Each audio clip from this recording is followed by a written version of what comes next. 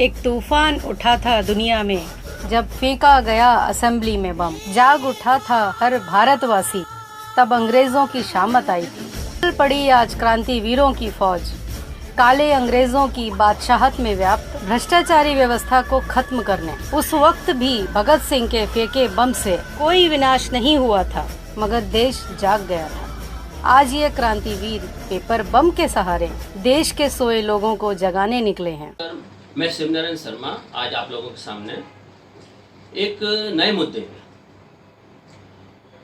यहाँ मुंबई की पुलिस और मुंबई की पुलिस में किस प्रकार के दरिंदे बैठे हैं, मैं उसके बारे में यहाँ बताना चाहता हूँ। जिस इन दरिंदों ने किस प्रकार से एक 17 साल के बच्चे को सिर्फ 2060 रुपीज के लिए 2060 रुपीज के लिए बुरी तरह जानवरों के समान मारा है, जानवरों के समान।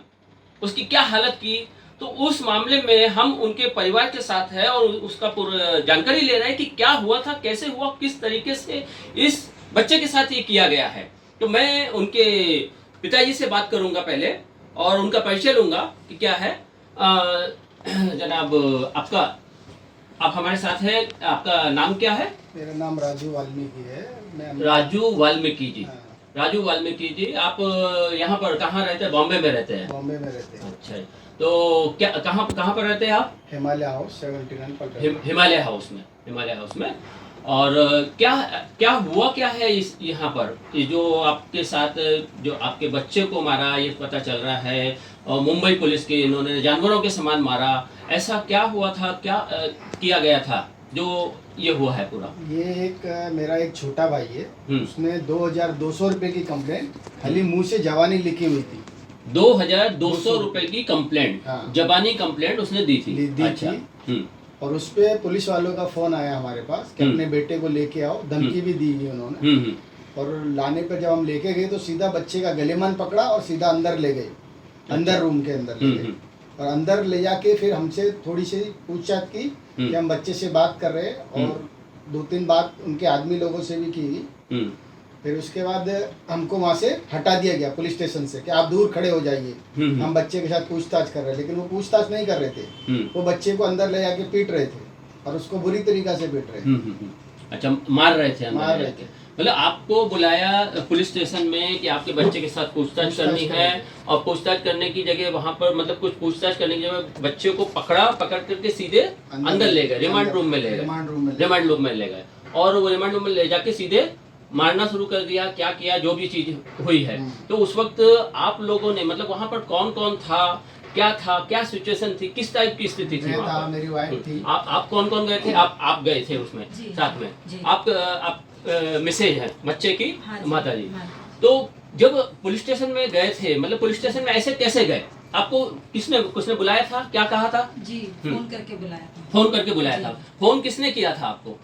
इनके भाई, छोटे भाई ने फोन किया था, पप्पू ने आपको फोन किया था। वहाँ पर फोन पर क्या बोला था? फोन पे बोला था कि आपके बेटे ने चोरी की है और मैं पुलिस स्टेशन में बैठा हूँ, MIR में बैठा हूँ, और यहाँ पे आप अपने बच्चे को लेके आइए। अच्छा, तो आप लोग वहाँ पर गए, मतलब जब उसने बुलाया तो आप लोग गए वहाँ पर। तो वहाँ जाकर के आपने क्या किया? आपने पहले पूछा? हाँ जी, एक जब मैं वहाँ पे गई थी, वहाँ पे जाके मैंने पुलिस वाले इंचार्ज से पूछा था कि मेरे विकास का नाम से कोई कंप्लेंट है क्या, इसको लेके गई थी। उन्होंने बोला कि विकास के नाम से कोई कंप्लेंट नहीं है। विकास के नाम से कोई कंप्लेंट नहीं है। कि आपके बच्चे के नाम से किसने कंप्लेंट की है? अच्छा, मतलब ये देखिए, एक मिनट, आपको फोन आया, हाँ, किसके? पप्पू का फोन आया। हाँ जी। पप्पू जो है आपके भाई है, हाँ, है ना? उन्होंने फोन किया कि आपके बच्चे के खिलाफ कंप्लेंट की है, आप यहाँ पुलिस स्टेशन आओ। हाँ जी। आप लोग उसके फोन पर, उसके कहने पर पुलिस स्टेशन गए। हाँ जी। उसके कहने पर पुलिस स्टेशन गए। ये लगभग कितने बजे? 5 बजे, कितने बजे के आसपास? 5 बजे के आसपास। और पुलिस स्टेशन जाने के बाद वहाँ पर आप इंचार्ज से मिले, क्योंकि आपको इंचार्ज से ही मिलना, किसी और से नहीं। इंचार्ज से मिले, इंचार्ज से पूछा कि भाई क्या है ये, मतलब। तो वहाँ पर कोई भी कंप्लेंट लिखी हुई नहीं थी। इंचार्ज ने आपका रजिस्टर देखा, सब कुछ देखा, और उसमें कहीं भी कोई, देखिए सर, मतलब 5 बजे एक पप्पू जो मतलब शिकायत करता है, उसने फोन किया इनके मोबाइल पर, आपके राजू जी के मोबाइल पर, और उनको बोला कि आपके बच्चे के खिलाफ कंप्लेंट है, आप यहाँ पुलिस स्टेशन आ जाइए। तो ये ईमानदारी से पुलिस स्टेशन गए कि भाई क्या कंप्लेंट है मेरे बच्चे के खिलाफ, मैं जरा पता तो करूं, हाँ जी। है ना? उस हिसाब से ये लोग गए और वहां जाके किससे मिलेंगे? इंचार्ज से मिलेंगे। जी। कोई भी जाएगा इंचार्ज से मिलेगा, पप्पू से तो मिलने का कोई प्रश्न पैदा नहीं होता है ना। इंचार्ज से मिले, इंचार्ज से मिल करके पूछा कि कोई ऐसी कंप्लेंट है या नहीं है, है ना। तो वो कंप्लेंट उन्होंने, इंचार्ज ने बोल दिया कि कोई कंप्लेंट नहीं है। इंचार्ज कौन था, उसका कुछ नाम वाम मालूम है? उस टाइम पे तो नाम नहीं नहीं मालूम मालूम। था। अच्छा। फिर उसके बाद में जैसे हम लोग घर पे आए, घर पे आने के बाद में फिर बाद में नाम 7 पौने 7 बजे के करीब फिर से मुझे कॉल आया इनके नंबर पे कि आपके बेटे के नाम से कंप्लेंट है, आप अपने बेटे को लेके यहाँ पे आइए। अच्छा, जो 1 मिनट 5 बजे जब आप लोग गए थे, हाँ। उस टाइम इंचार्ज जो था, जो भी इंचार्ज था हाँ, एक्सपाइजेड, जी।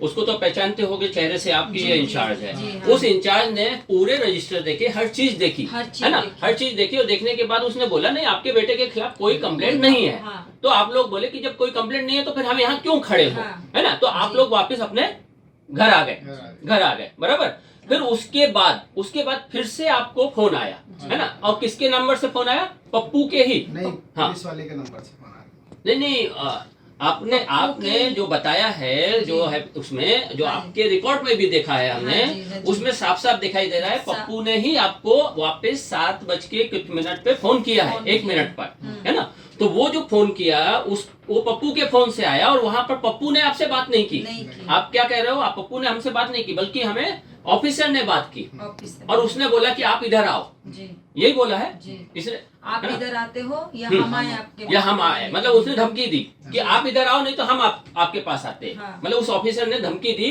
पप्पू के फोन से। मतलब समझ लीजिए, इन्होंने जो फोन आया किसके? आपके भाई पप्पू का, इनके भाई पप्पू का के मोबाइल से फोन आया, और उस फोन पर पुलिस ऑफिसर धमकी देता है, कहता आप इधर आ रहे हो या मैं वहां आऊं।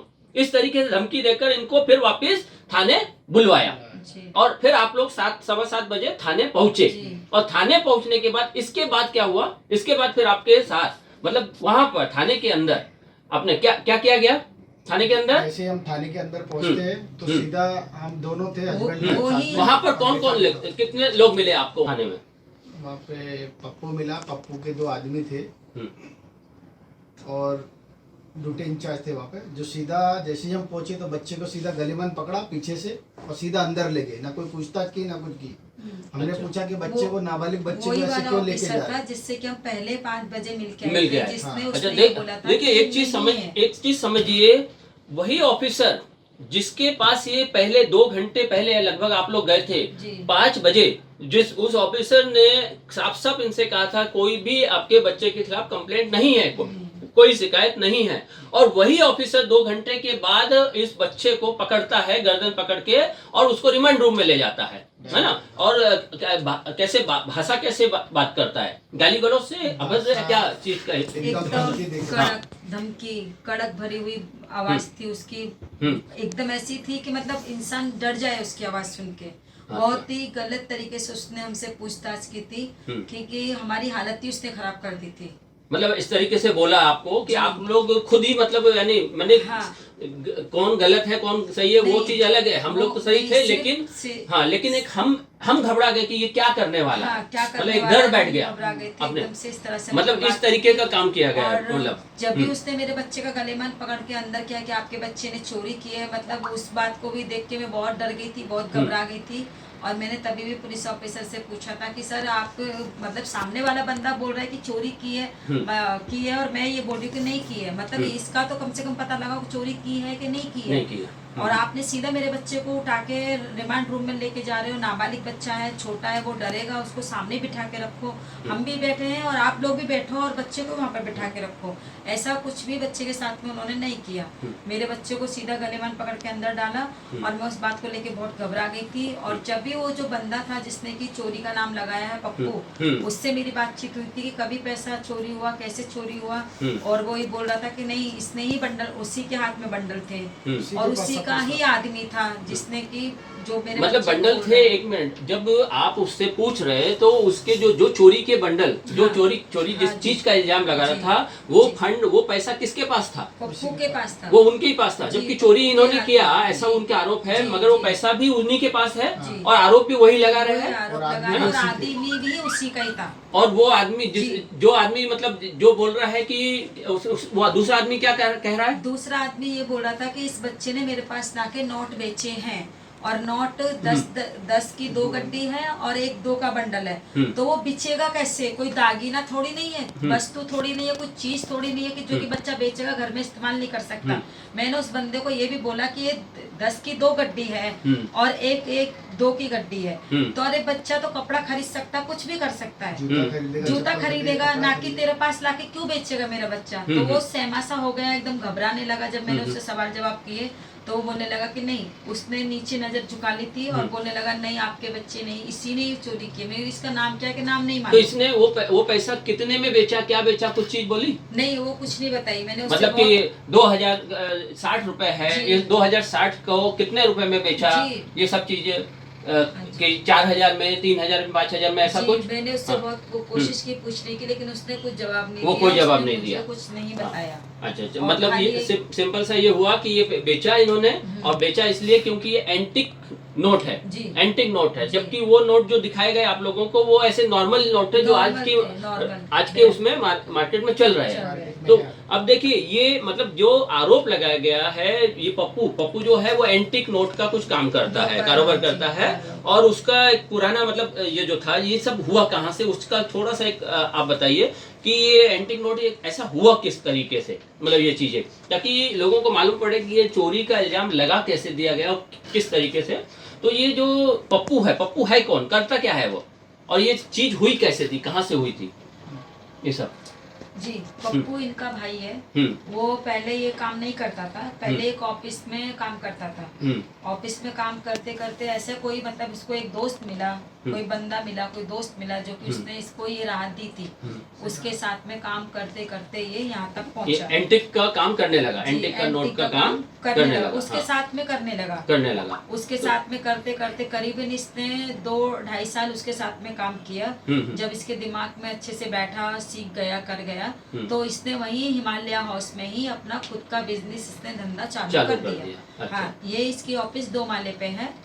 और 2 माले पे उसका खुद का ऑफिस था, यानी जगह किसकी थी? भाड़े की। भाड़े की जगह लेकर उसने रखी हुई थी, और वहाँ पर एंटिक का ये काम कर रहा था। जी, जिसके रूम पे वो भाड़ा चला रहा था, जिसकी ऑफिस, उसका बंदे का नाम अर्जुन है। उसकी ऑफिस में ये काम कर रहा है। इतने मतलब करीबन इस काम को भी करते करते इसको 5-6 साल हो गया, खुद का ऑफिस उसमें चलाते करते। इतना साल हो गया इसको उसके काम करते। तो ये जो नोट आए, मतलब ये जो भी चीज हुई थी, वो क्या इनके पास का कैसे?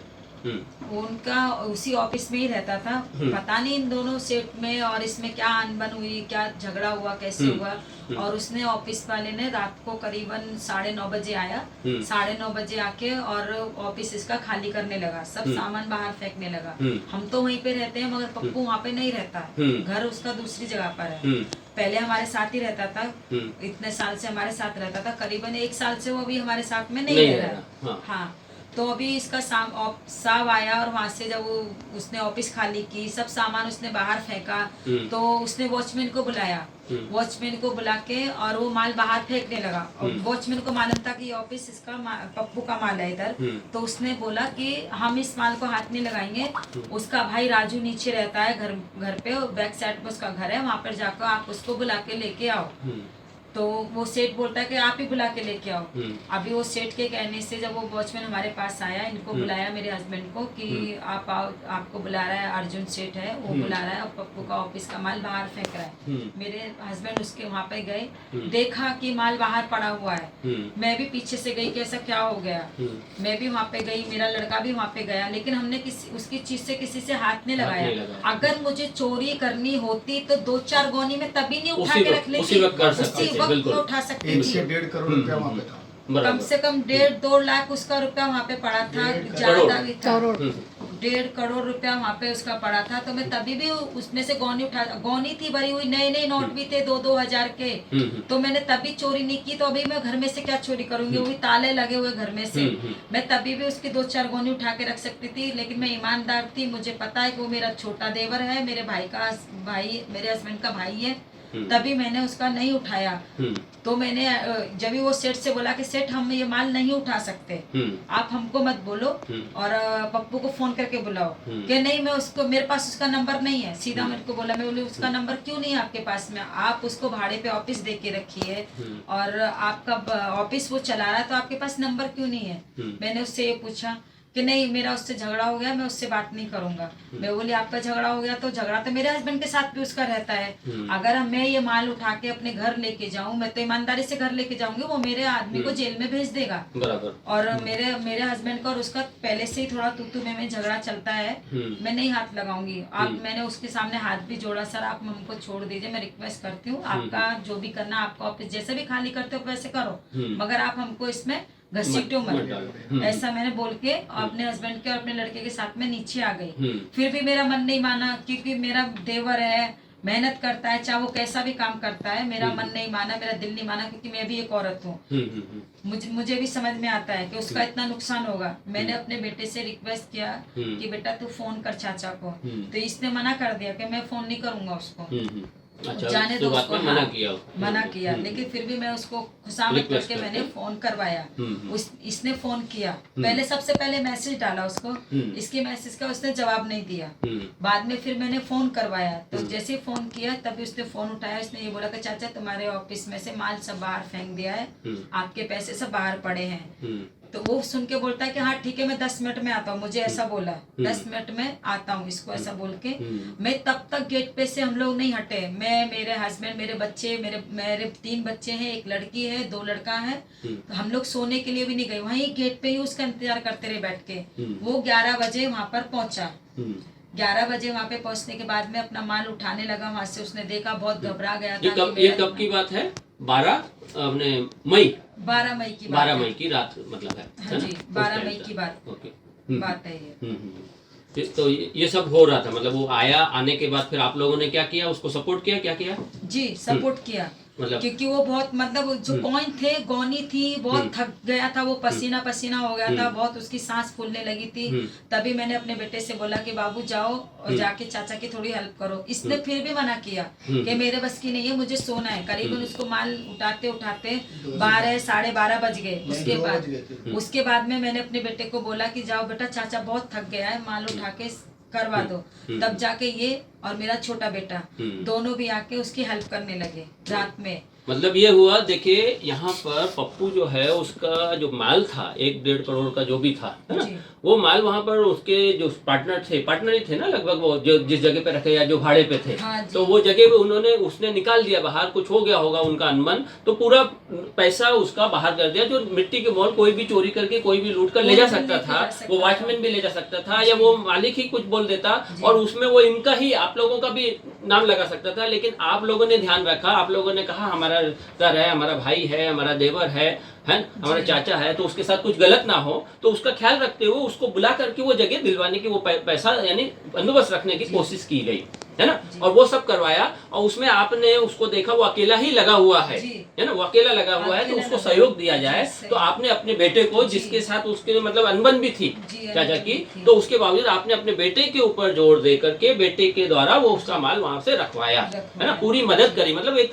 उसकी पप्पू की, जिसने कहते कि आपके बेटे को फंसाया, उसकी पूरी मदद की थी 12 तारीख को, 12 मई को पूरी मदद करके उसके पैसे उसकी जगह पे पहुंचवाए थे। ये सारा काम हुआ था। तो ये देखिए, ये एंटिक का काम करता था। तो उस पप्पू का के साथ जो गलत हुआ था, या पप्पू ने जो भी हुआ था, उस मामले में इनके आपके बच्चे ने सहयोग किया था। और सब करने के बाद आज उसी चीज का आपके बच्चे के ऊपर इल्जाम लगा दिया गया। यानी 1 करोड़ रुपए, देखिए 1 करोड़ रुपए पड़ा था, वो 1 करोड़ में से खाली 2060 रुपए, अपने 200 रुपए, 2200 रुपए के लिए चोरी का इल्जाम लगाकर पिटवाने का काम किया गया, है ना। ये चीज, एक सुपारी दी गई उनको, पुलिस वालों को एक तरीके से। अच्छा, तो ये सब चीजें हुई थी पहले। तो ये जब आप लोग 8-7 बजे पहुंचे और फिर उसके बाद आपके बच्चे को उठा करके अंदर करा और मारपीट शुरू हुई, तो उस वक्त सामने वाला जो कह रहा था कि कहते मेरे को लाके पैसा दिया, तो वो उस टाइम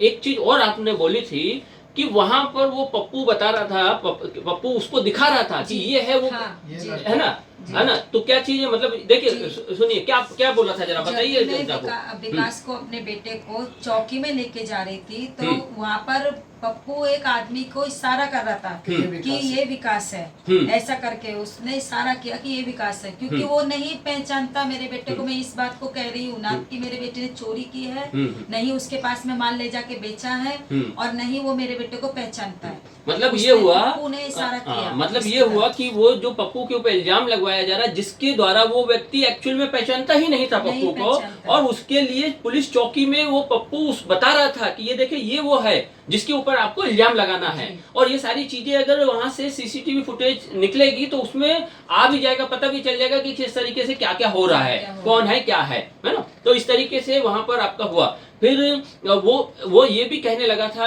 आपने लिखा है एफिडेविट आपने दिया है, उसके अंदर साफ साफ लिखा है, आपने बोला है कि वो मान भी गया था कि नहीं नहीं हाँ इसने कुछ नहीं किया, ऐसा भी उसने बोला, क्योंकि आप भड़क गए थे, आप भड़क गए कि आपने लिखा है कि मैं भड़क गई। क्यों भड़क गई? उसके ऊपर भड़क गई थी क्योंकि वो मेरे बच्चे पे चोरी का इल्जाम लगा रहा था। मैंने उसको ये भी पूछा था कि आपके पास क्या सबूत है कि मेरा बेटे ने चोरी की है? कि सबूत कुछ नहीं है, मोबाइल नंबर है। मैं बोली मेरा बेटा अगर चोरी करके तो मोबाइल नंबर आपको क्यों देगा? बिल्कुल मोबाइल नंबर क्यों देगा? आप क्या काम करते हो? कि मेरा भी यही काम है, 30 का काम करता हूँ, दुकान चलाता हूँ। मैं बोली उसमें कैमरे तो लगे होंगे ना, कैमरे लगे हैं क्या आपके उधर? तो उसने साफ मना कर दिया कि कैमरे नहीं लगे हुए। मैं बोली क्या वीडियो है, क्या रिकॉर्डिंग है आपके पास में? कि सिर्फ मोबाइल नंबर से ही आप सबूत कर सकते हो कि साबित नहीं कर सकते मोबाइल नंबर से, क्योंकि मोबाइल नंबर उसी पप्पू के पास भी मेरे बेटे का नहीं था। उसका माल ऑफिस में से खाली करने की वजह से मैंने अपने बेटे को बोला था कि फोन करो बेटा, बुलाओ, तब जाकर मोबाइल नंबर उसके पास पहुंचा, पप्पू के पास। नहीं तो मेरे बेटे का नंबर उसके पास नहीं था, सिर्फ भाई के पास था। मेरे पास भी उसका नंबर नहीं है, मुझे कोई मतलब नहीं है उससे। तो उसके बाद में उसने क्या किया, वो घबरा गया एकदम से, घबरा गया। बोलता मेरे को बोलता है, बोलने लगा मैडम बात को ज्यादा आगे मत बढ़ाओ, मैं भी माफी आपसे मांगता हूँ, आप भी माफी मांग लीजिए, पुलिस वालों से माफी मांग लो, पप्पू से माफी मांग लीजिए और इस बात को यहीं पे ही रफे दफे कीजिए। तो मैं और भी भड़क गई। मैं बोली मैं माफी नहीं मांगूंगी, मेरे बेटे ने चोरी नहीं की, मैं दावे के साथ कह सकती हूँ मेरे बेटे ने चोरी नहीं की है, नहीं की है। आप जेल में पप्पू मेरे को धमकी दे रहा था कि मैं तेरे बेटे को जेल में ही डलवाऊंगा। मैं बोली ठीक है, अगर मेरा बेटा जेल में जाएगा तो तेरा आदमी भी जेल में जाएगा, क्योंकि मेरा ही बेटा गुनहगार नहीं है। मेरे बेटे ने, चल मैं मानती हूँ मेरे बेटे ने चोरी किया, तो गुनहगार वो भी है जिसने चोरी का माल खरीदा है। उसने चोरी का माल खरीदा है, क्या उसकी जिम्मेदारी नहीं है कि मेरे बेटे ने नाबालिग से माल क्यों खरीदा? उसने क्यों खरीदा? बिल्कुल उसका फर्ज बनता है वो डायरेक्ट 100 नंबर पे कॉल करे और पुलिस वाले को बताए कि भाई ये नाबालिग बच्चा है, मैं नहीं पहचानता, ये कहाँ से इतने बंडल लाया है, हो सकता है कि घर में से लाया हो। तो उसका फर्ज बनता था कि वो अगर हमसे नहीं कह सकता है तो डायरेक्ट पुलिस का नंबर तो हर व्यक्ति के पास होता है, सबके पास रहता है। उसका फर्ज बनता है कि 100 नंबर पे कॉल करे और तब जाके इससे पूछताछ करे पुलिस कि भाई बेटा तू कहाँ से लाया था, अपने घर में से तो नहीं लाया, अपने मम्मी पापा का नंबर दो, हमारा हमसे बात करे कि भाई आपके बेटे ने ऐसे ऐसा किया है। तो वो गुनहगार नहीं है जिसने मेरे बेटे से चोरी का माल खरीदा है, वो इससे भी ज्यादा गुनहगार है। चलो मेरे बच्चे ने चोरी की है, किसी भी दबाव में आ गया, कुछ भी किया है, लेकिन उस बंदे ने चोरी का माल क्यों खरीदा? अगर मेरा बेटा जेल में जाएगा तो जेल में तू भी जाएगा। तब जाके वो घबराया और उसने मुझे बोला, हाथ भी जोड़ने लगा कि मैडम कोई बात आगे मत बढ़ाओ। उसने अपनी वाइफ को बुलाया था, उसकी वाइफ के पहरावे से मुझे देखा कि वो मुसलमान है, मोमिडन है, क्योंकि उसकी वाइफ ने ये अपना क्या बोलते बुरखा पहना हुआ था। मतलब इससे ये नजर आया, आपको नाम नहीं मालूम उसका जिस इल्जाम लगा रहा है, लेकिन वो मुस्लिम हो सकता है। जी जब उसकी वाइफ यहाँ पे आई, वाइफ ने मुझसे बात नहीं की, मैंने भी उसकी वाइफ से बात नहीं की, मैं खाली उससे ही झगड़ा कर रही थी। मैं बोली तुमको शर्म नहीं आई नाबालिग बच्चे पे इस तरह से इल्जाम लगाते हो, आपने क्यों? मैं फिर उसको सीधा ही बोली तूने पैसे लिए ना पप्पू से कि इसका नाम लगा करके, इसने चोरी नहीं की। तो वो घबरा गया, उसने बोला कि नहीं मैडम माफ कर दो और बात को ज्यादा आगे मत बढ़ाओ, बात खत्म करो, और कि मैंने पप्पू के कहने पे किया है, सीधा उसने ऐसा नाम सीधा बोला वहां पर। बाद में जाके जब मैंने उसको ये बोला था कि मेरा बेटा ही नहीं जाएगा जेल में, जेल में तू भी जाएगा, मेरा बेटा अगर जेल में जाएगा तो तू भी जाएगा, क्योंकि गुनहगार तू भी है, तूने चोरी का माल खरीदा है उससे, इसके लिए तू भी जेल में जाएगा, मेरा बेटा नहीं जाएगा। तो उसके बाद वो घबरा गया, जब जाके उसने पप्पू का नाम लिया, बोलने लगा कि नहीं मैं आपके बेटे पे चोरी का इल्जाम नहीं लगा रहा हूँ, और आपके बेटे को चोरी का इल्जाम लगाने के लिए मुझे पप्पू ने ही कहा है। बराबर। देखिए अभी ये चीजें सामने नजर आ रही है, वो खुद मान लिया उस टाइम, थाने के अंदर ही उसने मान लिया, जिसकी सीसीटीवी फुटेज निकलेगी तो वो भी पता चल जाएगा। बाकी ये भी नजर आता है, अगर पुलिस को कंप्लेंट दी गई और वो व्यक्ति ने क्या बोलते कहा कि मेरे पास ये आदमी लाके माल बेचा है या बच्चे ने माल बेचा है, तो पुलिस का फर्ज था कि उनकी मोबाइल लोकेशन चेक कर लेता, ये बच्चे की मोबाइल लोकेशन चेक कर लेता कि ये यहाँ वहां पर पहुंचा था या नहीं पहुंचा था, सीसीटीवी फुटेज देखता कि ये व्यक्ति यहाँ से यहाँ निकला है। रास्ते में कई जगह ऐसी दुकानें रहती है, कोई इंसान कहीं से गुजरता है तो वहां पर उसके फुटेज आ जाती है, सीसीटीवी फुटेज, जिससे पता चल जाता है कि ये व्यक्ति उस जगह पहुंच रहा है या नहीं पहुंच रहा है, मोबाइल लोकेशन से पता चल जाता है। ऐसी कई चीजें हैं। मगर ये जो सुपारी लेकर धंधा, ये वर्दी वालों ने सुपारी लेने का धंधा कर दिया है, किसी से पैसा लेकर मारने का धंधा कर दिया है। वही खेल यहाँ पर हुआ है इनके साथ, आपके बेटे के साथ। तो यहाँ पर ये देखा जाए कि वो व्यक्ति जिसने इल्जाम लगाया था, अगर ये पुलिस वाले कुछ भी ईमानदार होते, वास्तव में न्याय व्यवस्था को संभालने का काम कर रहे होते, तो वो पहला काम क्या करते, पहला ये देखते कि किस ऐसे तकनीकी सबूत जो कहते हैं टेक्नोलॉजी में आज है, मोबाइल लोकेशन है, कॉल डिटेल्स वगैरह है, सीसीटीवी फुटेज है, उसको पहले चेक करते, उसके बाद किसी के बारे में बोलते कि भाई ये ऐसा हुआ है। तो यहाँ पर जब ये हुआ तो यहाँ पर इस चीज के लिए हम लोगों ने सीसीटीवी फुटेज के लिए एप्लीकेशन दी गई है इनकी तरफ से, है ना। ये सीसीटीवी फुटेज के लिए ये क्या है, ये जो आप दिखा रहे हैं, ये हम लोग ने एप्लीकेशन दी है सीसीटीवी फुटेज चेक करने के लिए, और अपने मोबाइल लोकेशन सबकी ली जाए जो भी इसमें इन्वॉल्व है, जिससे पूरी सच्चाई सबके सामने आ सके। ये सब चीजें, ठीक है। तो ये सब चीजें यहाँ पर इनके द्वारा हुई है। अब हम आते हैं कि जिसको साथ मतलब मारपीट हुई है, जो जानवरों के समान जिसको मारा गया है, इनके बेटे में से बात करते हैं। विकास जी नाम है ना। हाँ विकास जी, आप ये सब चीजें आपको तो पूरे हिल गए होंगे। हाँ। और मुझे जहाँ तक मालूम पड़ा है, बचपन में आपकी एक एक्सीडेंट भी कुछ हुआ था। वो एक्सीडेंट में ये आपका कुछ हो गया था और आपकी बीमारी भी मतलब होती थी, और ये सब चीजें आपने उधर डॉक्टर उनको पुलिस वाले को बताया भी था कि मेरे बेटे का पहले से एक्सीडेंट हो चुका है, इसको तबियत खराब रहती है, इसको कुछ भी हो सकता है। जब डॉक्टर ने इसने पुलिस वाले जब इसका गलेमान पकड़ के अंदर डाला था, तभी मैंने बोला था कि सर उसको इस तरह से मत कीजिए। हम लोग उसको पढ़ाई के लिए भी लोड नहीं डालते हैं, क्योंकि मैंने पढ़ाई के लिए भी डॉक्टर ने जब मना किया था कि इसको, क्योंकि इसके सर से यहाँ तक मार लगा हुआ है, तभी मैंने बोला था कि इसको मार लगा हुआ है और इसको चक्कर आने लगते हैं, और दूसरा ये हो जाता है, ये अपना क्या बोलते हैं इसको, ये एक दौड़ा जैसा दौरा टाइप का, मतलब हाँ, सर दर्द हो गया और चक्कर आ गया, गिर पड़ा, आगे अंधेरा, चक्कर एकदम गोल घूमने लगता है, पूरा इस तरह से हो जाता है। और इसलिए जब भी मैं स्कूल में जाती हूँ, कॉलेज में जाती हूँ, सबसे यही बोलती हूँ कि सर इसको ज्यादा लोड मत डालना दिमाग में, क्योंकि डॉक्टर ने उसको मना किया है सब करने के लिए। तो ये सब चीजें मतलब होती थी। ये सब होने के बावजूद इनके साथ ये किया गया, आपने सब बता दिया था। हाँ, तो विकास जी, अभी वहाँ थाने में आपके जब जैसे ही आपका गिरेबान पकड़ के खींचा उस ऑफिसर ने, तो क्या कहा, अंदर क्या था, कौन कौन लोग थे, क्या क्या हो रहा था वहाँ पर? अंदर पहले एक आया था, कोई गोरा सा आया था, वो अंदर आके मुझे पूछता है तूने चोरी किया, मैंने नहीं बोला, तो उसने मेरे को 2 थप्पड़ लगाया। बाद में बोलता है तू क्या ड्रग्स लेता है, मैंने अपना मुंह खोल के बताया मैं कोई ड्रग्स नहीं लेता हूँ। तो उसने फिर मेरे को 2-3 थप्पड़ लगाया और चला गया। बाद में फिर कोई और सीनियर आया, उसने मेरे से पूछताछ की कि तू कौन सा ड्रग्स लेता है, मैंने उनको बताया मैं कोई ड्रग्स नहीं लेता, आप मेरी पूरी टेस्टिंग कर सकते हैं। तो भी उन्होंने मतलब सीनियर को देखते हुए तो भी मेरे को उधर 3-4 थप्पड़ लगाए। बाद में थोड़ा मारा मेरे को। मतलब ये हुआ कि वहां पर आपको लेके गए हैं, मतलब चोरी के नाम से, है ना। तो चोरी के नाम से कोई बातचीत नहीं कर रहे आपसे बातचीत की जा रही है ड्रग्स के नाम की, कि आप ड्रग लेते हो, ऐसा है वैसा है उस टाइप का। तो ड्रग का किसने आपके ऊपर इल्जाम लगाया कि आप ड्रग लेते हो? उसने ऑफिसर ने ऐसा कुछ नहीं बोला कि तुम ड्रग लेते हो, मुझे यहाँ से खबर मिली है, ऐसा कुछ नहीं बोला, बस सीधा ड्रग्स लेते हो ऐसा करके मतलब आपके ऊपर दबाव डाल रहा है, आपको ड्रगिस्ट बताने की कोशिश कर रहा है वो, है ना। तो ऐसा क्यों करने की कोशिश कर रहा है कि आप तो आपकी तबीयत गड़बड़ है, ऐसा तो कुछ है नहीं, सिर्फ ये बचपन की वजह से थोड़ा सा आपका ये चीजें हो रही है। तो ऐसे क्यों बोल रहा है वो कि ड्रग्स लेते हो ये सब चीजें? मुझे आपको क्या लग रहा था? पता, बस जो मेरे खिलाफ बोल रहा था कि इसने मेरे को बेचा है, उसको उसने 2 मिनट के लिए यहाँ पर बुलाया, पुलिस वाले ने अंदर बुलाया। हाँ, उसने बोला यही लड़का था क्या, उसने मेरे को देखा और सोचने लगा, बाद में बोलते हैं हाँ यही लड़का था। अच्छा। और तुरंत चला गया। तो मैं उसको वही रोक के पूछने लगा कि तेरे पास क्या प्रूफ है कि मैंने तेरे को लाके बेचा है? तो वो तुरंत चला गया वहां से, और पुलिस वाले ने भी उसको रोका नहीं, सीधा मुझे मारने लगा वापस। अच्छा, मारना शुरू कर दिया। तो मारना क्या, थप्पड़ वगैरह क्या? थप्पड़ मारा। बाद में उनके पास काला पट्टा था जिसमें एक बैट जैसा हैंडल लगा हुआ था, उससे मारना चालू कर दिया।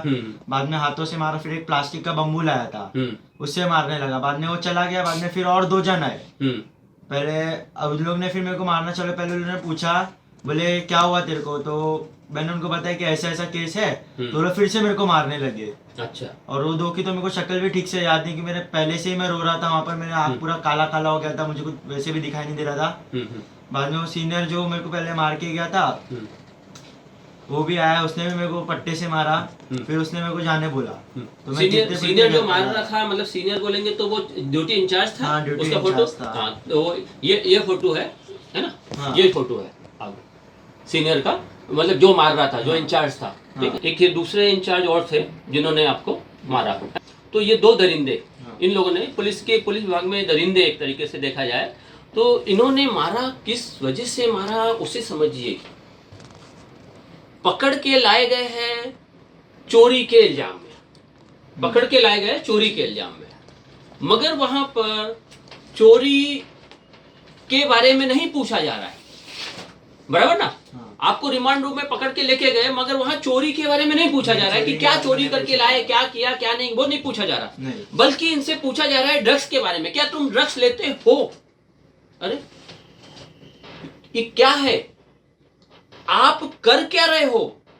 आपकी ड्यूटी क्या है? अगर मान लीजिए वो बिल्कुल सही है, उन्होंने कंप्लेंट की है, तो आपकी ड्यूटी थी जो चोरी जिस मामले में, उस मामले में बात करो। आप बात कर रहे हो ड्रग्स की, मतलब उसको डराने की कोशिश कर रहे हो, उसको ड्रग्स के मामले में, क्योंकि आपको पता है, इससे साफ नजर आ रहा है कि आपको सुपारी दी गई है, सुपारी दी गई है मारने के लिए, आपके बेटे को मारने के लिए। इन पुलिस, ये जो दरिंदे हैं, ये जानवरों जैसे इन्होंने मारा है आपके बेटे को, उसको सुपारी मिली है, ये नजर आ रहा है, क्योंकि वो उस मामले में तो बात ही नहीं कर रहा। उसे बात करनी चाहिए थी कि क्या बोलते हैं, ये चोरी हुई है, ये चोरी तुमने की है, नहीं की, अगर की है तो कैसे की, नहीं की तो क्यों नहीं, वहां पर कहां थे उस टाइम आप, आपका मोबाइल लोकेशन हम कैसे चेक करें कि आप वहां पर थे या नहीं थे? हैं? ये सारी चीजें पूछनी चाहिए एक ऑफिसर को, इन्वेस्टिगेशन ऑफिसर को ये चीज पूछनी चाहिए, मगर ये चीज कुछ भी नहीं पूछी गई। जो क्या नजर आता है इससे ये नजर आता है कि ये दरिंदों ने, ये दो इंचार्ज जिनके फोटो अभी दिखाए गए, इन लोगों ने सामने वाले से, पप्पू से, आपके भाई से, उससे फंड लिया, उनसे सुपारी लिए इनको, आपको मारने के लिए। अभी ये समझ में नहीं आ रहा कि आपको मारने के लिए उन्होंने ये सुपारी क्यों ली, यानी उसने दी क्यों? ऐसा क्या था? आपके चाचा ने का तो आपने सपोर्ट किया था ना, वो आपके चाचा है, आपके चाचा का आपने सपोर्ट किया, तो उसका एक नोट जो उसका खत्म हो रहा था, उसके साथ कुछ भी हो सकता था, 1 करोड़ रुपए उसका, 1.5 करोड़ जो भी पड़ा था, वो जगह पे आपने पहुंचाने में मदद की।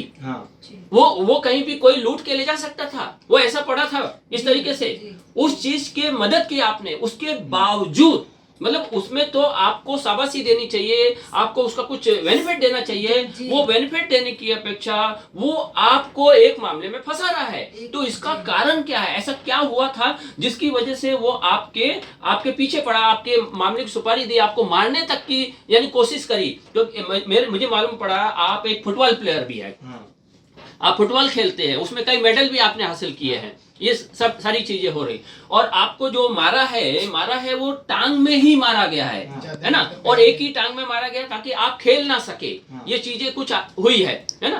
तो यहाँ पर जब ये हुआ, मतलब आपके साथ ये किया उसने, या क्यों किया, या ऐसा क्या दुश्मनी थी आपके चाचा की, तो वो थोड़ा सा बताइए ताकि समझ में आए, क्योंकि ये सारी चीजें, ये मोटिव होता है ना कोई किसी को मारने के लिए। अभी आप इल्जाम लगा रहे हो किसके ऊपर, 2 दरिंदों के ऊपर इल्जाम लगा रहे हो, पुलिस में जो दरिंदे है, ये दरिंदे है ना जो सुपारी लेके किया, लेकिन उन्होंने क्यों किया? क्योंकि उनको सुपारी मिली, लेकिन जिसने सुपारी दी उसका मोटिव क्या था, उसने क्यों ऐसा किया, तो उसका कारण, तो वो कारण क्या है, तो वो दुश्मनी क्या है, वो थोड़ा बताइए ताकि ये नजर आए, ताकि लोगों को नजर आए, पता चले कि हाँ इस वजह से हमें हमारे बच्चे को मारा है, या ये जो भी चीज की गई है वो थोड़ा बताइए आप। हाँ।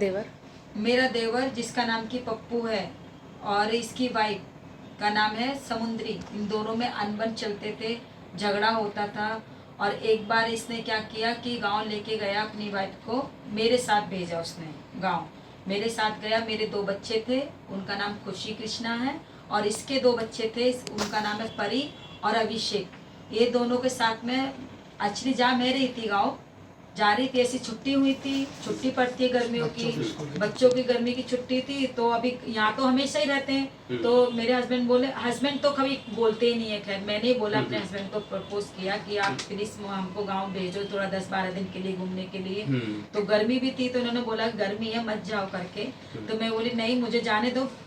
उसमें उसके लगभग भी मेरे दादाजी हैं जो कि अभी 2 साल के बाद में पूरे 100 के हो जाएंगे। अच्छा। उनकी एज 100 की होगी, तो उनका थोड़ा बहुत मतलब ये चल रहा था कि वो नहीं रहेंगे ऐसा। तो मैंने इनको रिक्वेस्ट किया प्लीज मुझे भेजो करके। अभी लास्ट बुजुर्ग दादाजी रह गए, हम लोग जाएंगे मिलने के लिए। इसने 9वीं के एग्जाम दिए थे, तो इसका स्कूल चालू था, ये नहीं जा रहा था, मुझे भेजा। तो मैंने क्या बोला इनको, 1 मई का टिकट लाने के लिए इनको बोलती हूँ मैं 1 मई का टिकट लेके आओ। तो इन्होंने क्या किया, अपने भाई को पैसे दे दिए टिकट लाने के लिए। अपने भाई को टिकट लाने को पैसे दिए, तो हमने मंगाई थी 5 टिकट। इनको भी बोला था कि दादाजी आपको भी याद करें चलो, तो ये बोले ठीक है मैं 1 मई को जाता हूँ। 1 मई को पप्पू को पैसे देते कि टिकट लेके आओ 5 1 मई को, 3 फुल और 2 हाफ टिकट लेके आओ। तो उसने क्या किया कि हमारा तो किसी का टिकट लाया नहीं, सिर्फ मेरा 1 फुल मेरा और 2 हाफ मेरे बच्चों का लेकर आया। इसको भी छोड़ दिया और मेरे हस्बैंड को भी छोड़ दिया। अच्छा। और उसके साथ में लाया अपनी वाइफ का टिकट। अच्छा। अपनी वाइफ का 1 फुल और 2 बच्चों के हाफ टिकट। और ये बात है 24 अप्रैल की 2017 में टिकट लाके दिया इसने। और मुझे लेनी थी 1 मई की टिकट, वो अपनी मर्जी से लेकर आया 24 मई की टिकट। उसको भी लेके मैंने थोड़ा उसको सुनाया कि तुमसे तो मैंने टिकट 1 मई की मांगी थी, तो आप इतने मई की क्यों, अप्रैल की क्यों लेके आए 24 अप्रैल की। अरे कि ये मेरे से झगड़ा करती रहती है, इसको भी लेके जाओ, गांव घूम के आएगी, ऐसा वैसा करने लगा। तो मैंने उसको बोला समुद्री को, देख समुद्री मैं तुझे नहीं लेके जा रही, बाद में कुछ प्रॉब्लम रहेगा तो मुझे मत बोलना, क्योंकि तू अपने हस्बैंड से देख ले। मैंने तेरे हस्बैंड को 1 तारीख का टिकट मांगा था, इसने मुझे 24 अप्रैल का लाके दिया है। और मैं अब क्या अकेले हम लोग जाएंगे क्या वहाँ पे टिकट करके। तो मेरे हस्बैंड बोलते चलो ठीक है जाने दो, कोई बात नहीं है, मैं गाड़ी आपको बुक करके देता हूँ, वहीं गाड़ी छोड़ेगी, ऐसा वैसा सब कर समझाने लगे। हम लोग चले गए, कोई अनबन नहीं थी, सब कुछ बहुत अच्छा चल रहा था, जैसे कि सब लोग खुशहाल जिंदगी जीते। मैं भी अपनी जिंदगी कुछ साल बहुत अच्छे से जी रही थी। आज मुझे रोना पड़ता है, मैं क्या बताऊँ कि कितनी परेशान हूँ, कितने दुख झेल रही हूँ मैं। बहुत अच्छी जिंदगी चल रही थी, अच्छा चल रहा था सब कुछ। गए हम लोग वहाँ पे, कुछ नहीं था, तो डब्बा उसमें अलग अलग हो गए। मेरा डब्बा अलग, उसका डब्बा अलग, मेरा आगे हो गया, उसका पीछे हो गया। तो पप्पू ने क्या किया, टिकट जो रहते हैं टिकट चेक करने वाले वहाँ पे टीटी, उनसे सब लेके करके उसने एक जगह कर दिया टिकट, सबको एक ही साथ करवा दिया। सबको एक जगह डब्बे में करवा दिया, क्योंकि मैं भी अकेली थी, वो भी अकेली थी, 2 बच्चों के साथ में, मैं भी अलग 2 बच्चों के साथ में अलग डब्बे में अकेली थी।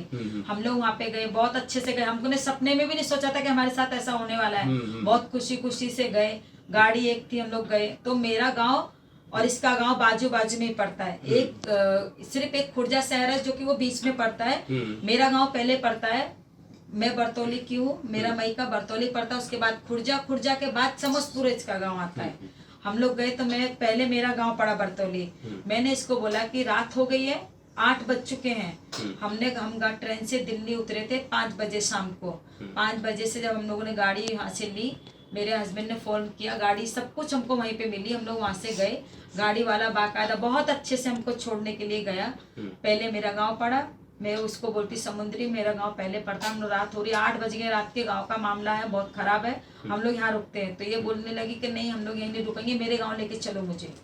तो मैंने इसके हस्बैंड को फोन किया कि देखो 8 बज रहे हैं और मेरा गाँव पहले ही है, मैं वहीं पे ही खड़ी हूँ, गाड़ी भी रुकवा ली मैंने ड्राइवर से। और मेरा भाई भी आ गया वहाँ पे लेने के लिए, जो कि मेरा बड़े पापा के मतलब बड़े पापा बोलो ताऊ, उनका बेटा वहाँ मुझे लेने के लिए आया, हमको सबको लेने आया। रात का मामला था, लड़की के लिए सबको टेंशन होती है। तो ये इसने जिद की कि नहीं हमें यहाँ नहीं रुकना, मुझे मेरे गांव लेके चलो, मुझे मेरे गांव लेके चलो, मुझे मेरे गांव लेके चलो, ऐसा करने लगी। हम लोग इसके गांव को निकल गए। इसके गांव में मैं रात को 9 बजे पहुंची, क्या करने लगी, अरे इतनी रात पे लेके आए, ये है वो। राजी खुशी तो कुछ पूछ नहीं रही है कि बेटा तुम लोग सही सलामत पहुंचे, कैसा है, रात का माहौल था, लड़की है तुम लोग, कैसे ठीक ठाक है। और उल्टा मेरे से झगड़ा करने लगी, अरे तेरे को ऐसा नहीं आना चाहिए थे, तू उससे बड़ी है, तू बहन भी है, जिठानी भी है, ऐसा मुझे सब बात सुनाने लगी।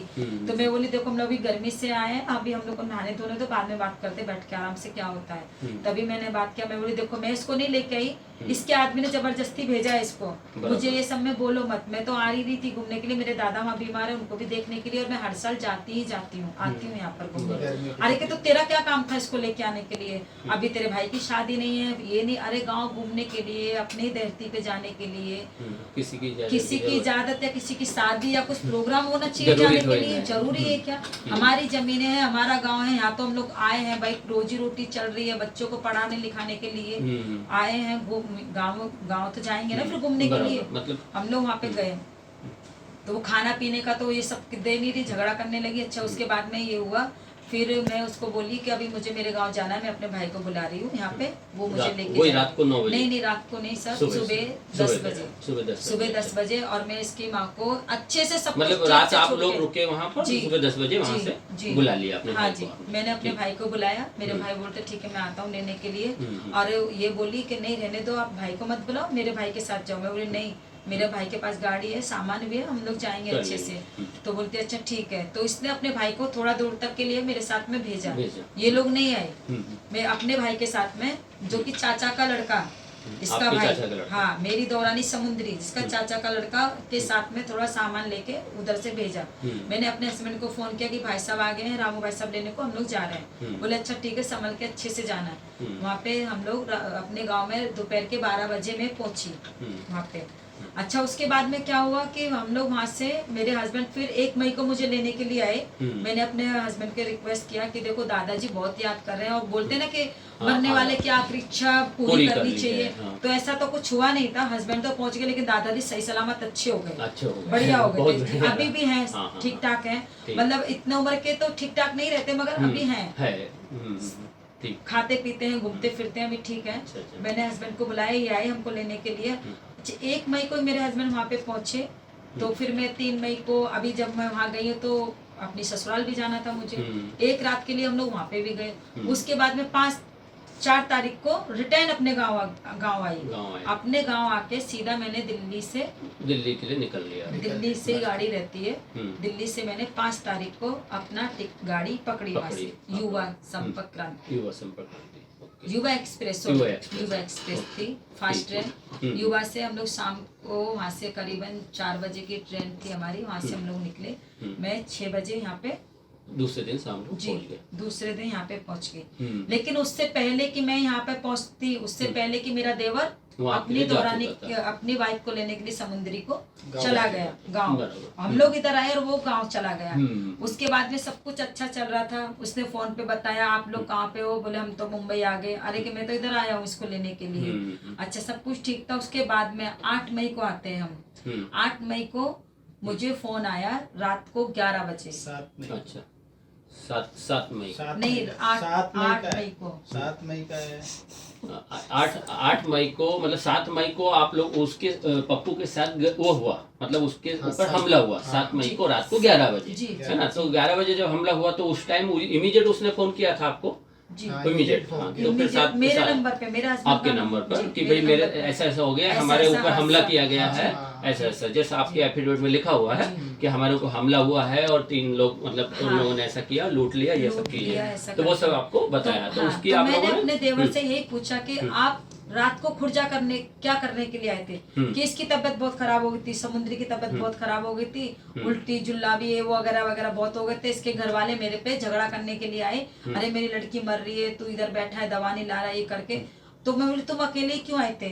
जब सबको आना चाहिए, पूरे परिवार को आना चाहिए। उसकी माँ है, बहन है, भाई है, भाभी है, चाची ताई है, सब तो 2-4 जन को तो आना चाहिए था ना साथ में। लेकिन नहीं, वो अकेले वो था।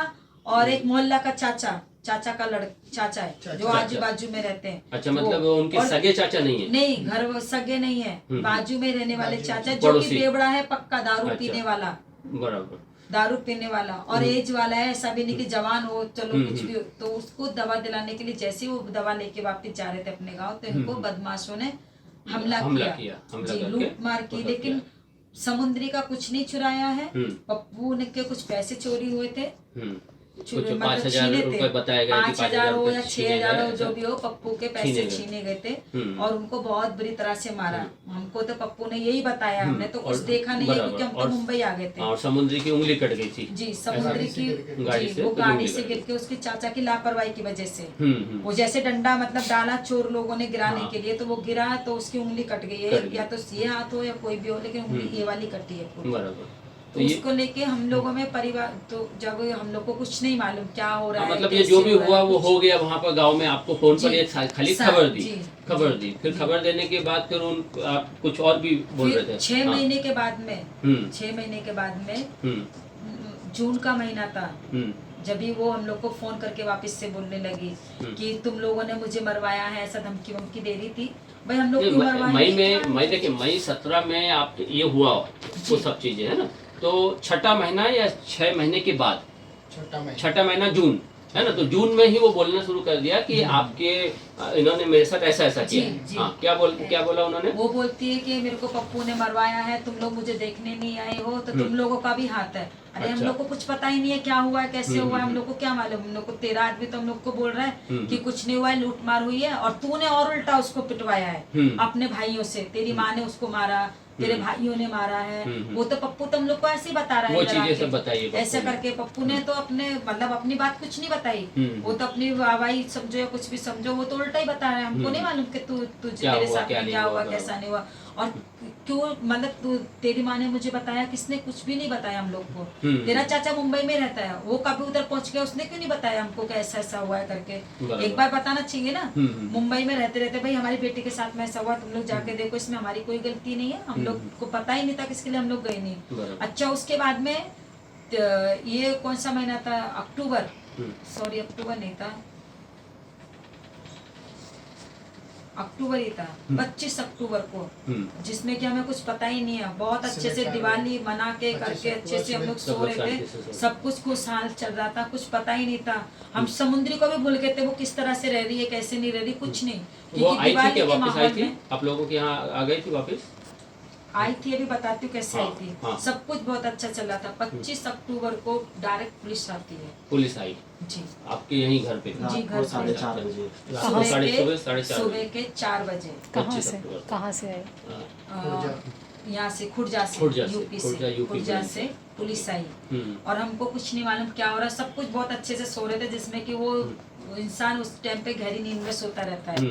उसके बाद में पुलिस आई, इनको और मेरे देवर को उठा के लेके गए, पप्पू को कुछ भी और बात मेरे नहीं हस्बैंड की, का कुछ नाम बताया, राजू कुछ है, नहीं दोनों बोला, को कोई वारंट वगैरह दिखाया, कुछ भी कुछ नहीं? वारंट नहीं दिखाया, कुछ भी नहीं बताया। हम लोग बहुत तो घबरा रहे वो थे। खाली पुलिस आई थी, खुर्जा की थी, या वहाँ की लोकल पुलिस भी थी साथ में? वहाँ की लोकल पुलिस भी थी, लोकल पुलिस थी, साथ में। तो उन्होंने भी कोई जानकारी नहीं दी, कुछ भी नहीं कुछ दिया? नहीं दिया। खाली हम लोग पूछ रहे थे क्या हुआ कैसे हुआ, कि जो पुलिस चौकी में आओ, बात पता पड़ेगी। अच्छा। ये करके ऐसा। जब हम लोग वहाँ पे गए, तो जब जाके वो देखा, तो समुद्री का भाई, उसका चाचा, 2 भाई हैं, जिसका एक मतलब यहाँ की पुलिस चौकी में थे ये? हाँ, जी MIR में। MIR में। जी, अच्छा। अभी वो एरिया वहीं पे रहते, तो वही आता है। वहाँ पे मैंने जाके देखा, तो उसका भाई, जिसका नाम गौरव, उससे छोटा दीपू, और उसके चाचा थे, मतलब 3-4 चाचा थे, जिनका मैं नाम नहीं जानती। भाइयों को तो पहचानती हूँ, आते जाते रहते थे वो। वहाँ पे आए वो लोग, तो हमने पूछा क्या है, कैसा भाई, तुम लोगों ने क्यों ऐसा किया है हमारे साथ में? कि हम लोग, मैं नहीं जान, वो उसका भाई बोलता हम नहीं जानते, और समुद्री से पूछो, उसने इसी सब करवाया है। वहाँ से लेके गए, तो इनकी गाड़ी, इसकी 25 तारीख को रात को 9 बजे की ट्रेन थी, जिसमें कि मेरे देवर पप्पू को और इनको लेके गए थे, दोनों भाइयों को। वहाँ पे लेके गए जी। वहाँ पे जाके मालूम पड़ा कि जो कि झूठा आरोप हमारे पति के ऊपर, मतलब उस दिन ये था, मतलब ये आरोप क्या लगाया गया कि उस तारीख का, कौन सा, 7 तारीख का, कि 7 तारीख को ऐसा ऐसा किया, जबकि 7 तारीख को उस टाइम आप लोग वहाँ पर थे ही नहीं, आप लोग मुंबई में थे, और वो पप्पू वहाँ था खाली। हाँ, सिर्फ पप्पू वहाँ था। और वो भी उसका मैटर का अलग ही था, उसकी कंप्लेंट भी अलग है, वो सब चलते उसमें दिया हुआ है, एफिडेविट में सब चीज दी गई है कि किस तरीके से मतलब हुआ था पप्पू के साथ और क्या हुआ था, वो उसकी कंप्लेंट भी है, उसकी FIR भी है ना, वो सब चीजें। तो ये उस टाइम की मई में मतलब हुआ था हादसा। मई में एक कंप्लेंट हुई है और एक FIR हुई है 2 जून को, जो क्या बोलते हैं उसी मामले में, कंप्लेंट के मामले में FIR हुई है, जिसमें मतलब बबलू इसे पप्पू के ऊपर हमला हुआ और ये सारी चीजें उसके अंदर मेंशन है। उसके अंदर फिर उसके बाद में 2018 में, और तारीख थी 5 तारीख, नहीं सॉरी 5 नहीं, 9 तारीख को, महीना था जून 2018 जून में, और 9 तारीख को इसकी वाइफ वापस आई, जबकि हमको उनको बेल पे छुड़ा के करके लेके आ गए। मतलब जो आप पहले लेके गए, जो वहाँ पर ले गए खुर्जा में, तो फिर वहाँ पर आप लोगों को गिरफ्तार करके रखा, तो कितने दिन तक गिरफ्तार रहे, मतलब क्या हुआ था? 3 महीने तक गिरफ्तार रखना पड़ा, तो वहाँ पर बेल लेनी? हाँ जी, तो बेल ली, तो बेल कहाँ पर? 3 महीना हो गए, 3 महीने निकल गए, तो बेल कहाँ से हुई? हाई कोर्ट से? यस, हाई कोर्ट से हाई कोर्ट से हुई, इलाहाबाद सेशन कोर्ट से नहीं हो पाई, नहीं हो पाई थी, नहीं हो पाई, खारिज कर दी हाई थी कोर्ट से, वैसे। हाई कोर्ट से जी। की गई। तो वो हाई 3 महीने के बाद कोर्ट जब बेल लेकर के जी। फिर आप लोग इधर आ गए, जी। इधर आ गए तो फिर आपके पास जून में मतलब जी हाँ, जी फिर 2018 में जून 9 में तारीख को मेरी दौरानी समुद्री वापस आई वापस इधर रहने आई। के लिए। हम्म। वहाँ पे जब रहने के लिए आई तो हमने बातचीत की, भाई जब हमारा केस चालू है तारीख है तो तू क्यों यहाँ पे रहने के लिए आई है। इस तरह से बात की मैंने, तो बोलते मैं कोर्ट द्वारा आई हूँ, कोर्ट द्वारा। तो रे भाई हम लोग को कोई मतलब ना, तो मेरे को उससे पहले मतलब था ना, अभी है ना कभी भी रहेगा। ठीक है, तो अपने हस्बैंड के साथ जैसा रहना चाहती है वैसा रहे। रहो। तो 2-4 दिन ये लोग रहे अच्छे से, फिर से इनमें लड़ाई झगड़ा चालू हो गया। लड़ाई झगड़ा चालू हो गया, वो बीमार रहने लगी तो बोलती है कि मुझे खाने में कुछ मिला के दिया है बीमार के लिए, खाने में कुछ मिला के दिया है बीमार के लिए। तो उसके हाथ का कुछ खाती पीती नहीं थी, अपने पति के हाथ का कुछ भी नहीं खाती थी, मेरे हाथ का सब खाती थी। भाई जब मैं तुझे मरवाना चाह रही हूँ, तो मतलब मेरे आरोप हाथ मेरे का- पति पे वही लगाया ना बराबर, और उसने कि कैसा जान से है? मारने की कोशिश की है। मेरे जेठ थे, 2 मेरे जेठ है, बराबर। एक भांजा है, मेरा पति साइड में खड़ा था, इन लोग ने मारा है। जब इन लोग ने मारा तो मतलब खाना पीना तो हमारा सवाल ही नहीं उठता हमसे है। क्यों खाने, फिर हमें कोई हमसे विश्वास खा क्यों, रही है, हमारे भरोसा ऊपर क्यों, भरोसा क्यों, विश्वास बराबर, क्यों। बराबर। मैं तो सीधा इसको बोलती थी, ठीक है। मुझे भाजी दो, मुझे रोटी दो, मतलब खाना दो, ठीक है, खाने को कोई मना नहीं है। मगर मैं वही बोलती थी देने के टाइम पे, भाई हम पे इतना विश्वास क्यों करती है, तुझे ये मालूम है कि हम नहीं मार सकते तुझे, को क्या मिलेगा हमको तुझे मारने से। हमें क्यों अगर फंसाया? तुझे मारने से, मैंने उसको वही समझाया, भाई तुझे मारने से तेरे पति को मिलेगा, तू मरेगी वो दूसरी बीवी लेके आएगा, बराबर। नई हम लड़की क्या? लाए, जैसा भी लाए, जो भी है। तो तुम वो जाने। हाँ, तुम तेरी लोग माँ और जाने। तेरा भाई हम पे आरोप लगाते हैं, तेरे पास क्या है, कौन सी प्रॉपर्टी जो वो मेरे नाम हो जाएगी, मेरे बिल्कुल। बच्चों के नाम हो जाएगी, मैं क्यों मारना चाहूंगी तुझे, हम्म। क्या वजह क्या है ये तो बता दे। बराबर। और तू फिर मेरे घर से खाना खाती है, कल को कुछ हो जाएगा तो तेरी माँ फिर मेरे आदमी को उठा के लेके जाएगी कि इसने बराबर। ये मार दिया, ये कर दिया। भाई हमारा, हम तो हाथ जोड़ते, हमारे हाथ के हाथे कुछ मत खा। लेकिन वो नहीं सुनती थी, हम मेरे ही यहीं से खाती थी खाना लेके, दोनों तीनों टाइम चाय नाश्ता जो भी था मेरे इधर। सब। फिर उसके बाद में वो हकीकत में बीमार होने लगी। अच्छा। बीमार हुई तो उस पे जब हम लोगों ने चेक कराया, जांच कराया, इन दोनों में झगड़ा होने लगा, वो घर छोड़ के चला गया। मेरा देवर घर छोड़ के चला गया। जब वो बीमार होने लगी, मैं काम करती, मेरे हस्बैंड भी काम करते हैं और ये कॉलेज जाता है। तो जब ये उसको फिर हम लोग बोले कि सब लोग ने बोले कि भाई ये ज्यादा हो जाएगी, प्रॉब्लम हो जाएगा। हमने चेकअप कराया इसको सेंट जॉर्ज हॉस्पिटल में, इसको ले जाके, बेटा तू जाके चेकअप करवाओ क्या है चाची को। तो उसको टीबी निकली, अच्छा। टीबी की बीमारी निकली, लेकिन वो टीबी नहीं समझ रही, खाली यही बोली कि मेरे पति ने मेरे पे कुछ किया है, कुछ मिला के दे दिया, इसके लिए मैं बीमार हूँ। मैंने उसको समझाया रिपोर्ट में ऐसा कुछ नहीं है ना, तो तू तेरे को पहले उसने जान से मारने की कोशिश की थी ना अभी वो मार रहा है। जो मैं भाई पति पत्नी मतलब जो आपको समझा सकते थे, जो आपको नजर आ रहा था, वो चीज आपने पूरी कोशिश की, बहुत कोशिश की समझाने की इसको कि ऐसा नहीं है ना, तेरा पति नहीं मारेगा क्योंकि वो पति है, ऐसा नहीं करेगा, सभी अच्छे से रहते हैं। बहुत जितनी मुझसे कोशिश, नहीं तो उसकी माँ वो समझ जाती थी, उसकी माँ बोलती थी कि नहीं तू अपने पति को बचाने के लिए ऐसा बोल रही है। मैं बोले भाई अपने पति को बचाने के लिए क्या, पहले तो फंसा ही है वो बेल पे, मतलब निकला है तो कभी भी वो तो कुछ भी हो सच्चाई सकता है। सामने आ ही जाएगी। सच्चाई सामने आ जाएगी, जो भी है जैसा भी है। मैं उसकी माँ को वही बोलती थी। अच्छा, उसके बाद में वो ज्यादा हालत खराब होने लगी तो ये उसको लेके अपने चाचा के साथ में थोड़ा ये करने लगा, झगड़ा किया थोड़ा सा। तो वो ऐसा ही मतलब सुनता किसी की नहीं था, निकल जाता था। फिर उसके बाद में मैं बहुत परेशान हो गई, तो मैंने उससे झगड़ा किया पप्पू से कि तू उधर जाके रह रहा है, तेरी बीवी इधर बीमार है, तेरे बच्चों को मुझे स्कूल छोड़ना पड़ता है। दोनों 2 बच्चे थे उसके, मतलब दोनों उनके बच्चों को भी आप देख रहे हो? जी, उसी स्कूल में मैंने उसका एडमिशन करवाया बच्चों का, जब जून में आई थी, जहाँ मेरे बच्चे पढ़ते हैं। अच्छा। वहीं पे मेरे बच्चे म्यूनसिपालिटी में मोदी स्ट्रीट में पढ़ते हैं, मैंने भी उनका एडमिशन वहीं पे करवाया। वो तो तेरे बच्चों को स्कूल भी छोड़ू, लेके भी आऊँ, तेरी वाइफ का भी संभालू, खाना पीना लत्ता कपड़ा सब कुछ। तो मैं उससे झगड़ा सब चीजें आप कर रही हो पप्पू के लिए, है ना, तो जिसने आपके उल्टा मेरे से झगड़ा करने आया, झगड़ा कर रहे, ये वहाँ पे बैठा ही था। तो इसने फिर उसको सुनाया उल्टा सीधा भी बोला कि मतलब आपके देवर जी को आपने बोला कि भाई क्या बोलते ये क्या चल रहा है, आपके बीवी बच्चों को, आपके बीवी को, बच्चों को, सबको मैं देख रही हूँ, उनका खर्चा पानी मैं उठा रही हूँ, बच्चों को स्कूल लाना ले जाना मैं कर रही हूँ, तो तुम लोग कर क्या रहे हो? तो ये आपने अपने देवर को समझाने की कोशिश की, तो वो समझने की अपेक्षा उसने आपको ही उल्टा बोला, उल्टा बोला। तो उस उल्टा बोलने की वजह से फिर आपके मतलब बेटे विकास की इन्होंने इनको गुस्सा आया कि तूने क्यों रख के रखा उसको, भागा घर में से निकाल के। अरे भाई मैं कैसे भगा दूं उसको? हम तो इंसानियत के हिसाब से रखे हैं, हम इंसानियत के हिसाब से, क्योंकि आप भी एक हमारे परिवार का हिस्सा हो, मेरे यानी हस्बैंड के भाई हो, हमारे हिस्से हो, हिस्सेदार हो, उस हिसाब से आप हैंडल कर रहे हो, ताकि ये गलत वो ना चला जाए कहीं, लोगों के नजरों में भी सामने गलत नहीं गलत आ ना आ सकते। जाए। ये देखो सभी हिसाब से चलना पड़ता है बिल्कुल जिंदगी में, तो बिल्कुल। ये तो ये सब चीजें हुई, तो फिर उस वक्त इन्होंने मतलब हाँ। ये किया, तो आपने उनको ऐसा क्या बोल दिया जो इतना वो परेशान हो गए, मतलब ऐसा क्या हो गया था? मतलब उन्होंने ना मेरे बाप को उल्टा गाली दिया और हाथापाई पे भी थोड़ी हाथापाई पे बात- भी उतारा पापा के ऊपर। अभी ऐसा ये दुनिया कब की में बात है ये? वो टाइम पे जब उसका जो यही सब चल रहा था, वो घर पर आई थी। ये हाँ, कितना तारीख का बात है ये है? 2018 में जुलाई की है। जुलाई, मतलब जब उनकी मैसेज घर आई होगी ना आपके इधर, जून में आई, आप बोल रहे हैं ना, जून में आई, और जून में आने के बाद मतलब तो एक आध महीने के बाद ही ये चीजें शुरू हुई, तो उस वक्त मतलब जुलाई के शायद आसपास अगस्त सितंबर की बात है, बारिशों में की ही बात है। बारिश। तो अगस्त सितंबर में मतलब आप लोगों का ऐसा, आपने देवर को समझाने की कोशिश की, देवर ने उल्टा आपको ही बोला, तो इन्होंने कहते इनको गुस्सा आ गया आपके बेटे को, वो बोल रहे एक तो हम लोग संभाल रहे हैं, हम लोग चाकरी कर रहे हैं, फ्री फोकट की चाकरी हो गई ना ये, कि हम तो एक तो आपके बच्चों को संभाल रहे हैं, चाकरी कर रहे हैं, कल को ये बच्चे बड़े होकर के तुम बच्चों को संभाल ले जाओगे एक साइड, बच्चे बड़े हो जाएंगे तो अपने साइड ले जाओगे, अगर अच्छा पढ़ लिए, बीवी अच्छी होगी, सब कुछ अच्छा हो गया तो तुम लेके जाओगे, हमारे काम थोड़ी ना आने वाले वो बच्चे, और उसको हम लोग देख रहे हैं, और उल्टा आप हमें बोल रहे हो, तो फिर इन्होंने आपने उनको बोला, क्या बोला फिर? उसके मैके वाले, समुद्री के मैके वाले आते थे तो वो ही हमको ही सुनाते थे,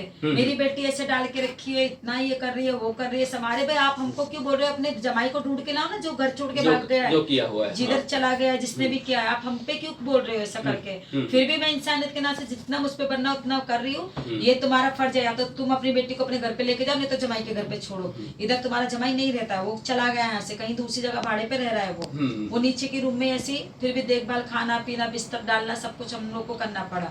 उसके बाद में इससे जो ये हुआ, झगड़ा हुआ इसके साथ में, इसने हाथापाई पे भी उतर के आ गया, क्योंकि वो मुझे भी ऐसे कर रहा था तो उसने भी बीच में आके मतलब गलत तरीके से वो आपके माँ बाप का बेइज्जती कर रहे हैं, जलील कर रहे हैं, आपको अच्छा नहीं लगा, मतलब आपने इसके लिए उनको उस हिसाब से मतलब आपने उनको कहा, यानी विरोध किया उनका विरोध किया, तो उन्होंने हाथापाई करना शुरू किया, तो आपने भी हाथ रोके, जो भी है आपसे जो हो सका वो आपने किया, तो उसकी वजह से वो गुस्सा हो गए, गुस्सा हो गए, तो फिर क्या हुआ? फिर उसके बाद में वो बाहर एक सेठ को फोन करता हुआ चला गया, जो कि पारसी है, उसको फोन किया कि मेरा भाई है, मेरे को बहुत मार पीट रहा है, उसका बेटा भी मुझे मार रहा है, और इनको बेवड़ा सब कुछ मेरे सामने का ही बात था, वो सब किया।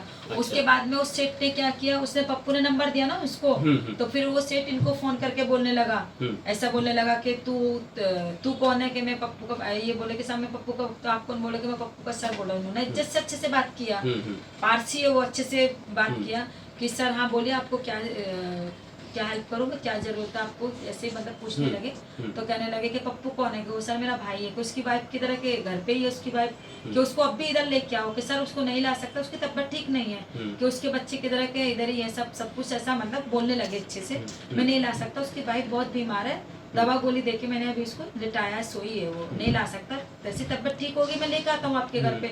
हमने उसका घर देखा है, हमने पहचानते भी उसको, घर भी देखा उस पारसी को, मैं लाता हूँ सर, बाजू में ही आजाद मैदान के इधर, बोले ठीक है सर मैं बाद में लेके आता हूँ, तो वो नहीं सुन रहा, सीधा इनको उल्टा सीधा गाली देने लगा, हम साला झूठ बोलता है, तुम उसकी वाइफ नहीं, उसकी वाइफ भाग गई है, 2 बच्चों को इधर छोड़ के उसने शादी करके दिल्ली में बस गई है, तो ये भी भड़कने लगे, सर आपको किसने बोला ये सब कुछ इसके बारे में, और आप होते कौन हो हमारे घर की इज्जत के बारे में इस तरह से बात करने वाले, कि नहीं हमको सब पता है, उसकी वाइफ भाग गई है, वो खुद बोलता है, पप्पू खुद वैसा बोलता है कि वो क्यों बोलेगा, अच्छा इन्होंने वो सब छोड़ा, फिर बाद में इन्होंने पप्पू का गलेबान सीधे से पकड़ लिया, हाथापाई भी हुई, इसने भी मारा और इन्होंने भी मारा, ये मारते करते उसकी हम लोग चौकी में लेके गए, कंप्लेंट भी उसमें कराया कि ऐसा उसके खिलाफ आप लोगों ने कंप्लेंट की कि वो अपने बीवी के साथ ऐसा कर रहा है, इस तरह का उल्टा बोल रहा है, ये सब चीजें, तो मतलब बीवी को छोड़ने के उल्टे हम लोगों को इल्जाम लगाया जा रहा है, इस चीज का इल्जाम लगा, तेरी बीवी घर में है, भागी या कुछ भी करना, कोई भी हमारे घर की इज्जत है, तू भाग जाए कर कुछ भी है, ऐसा क्यों बोल रहा है, ऐसा करके, तो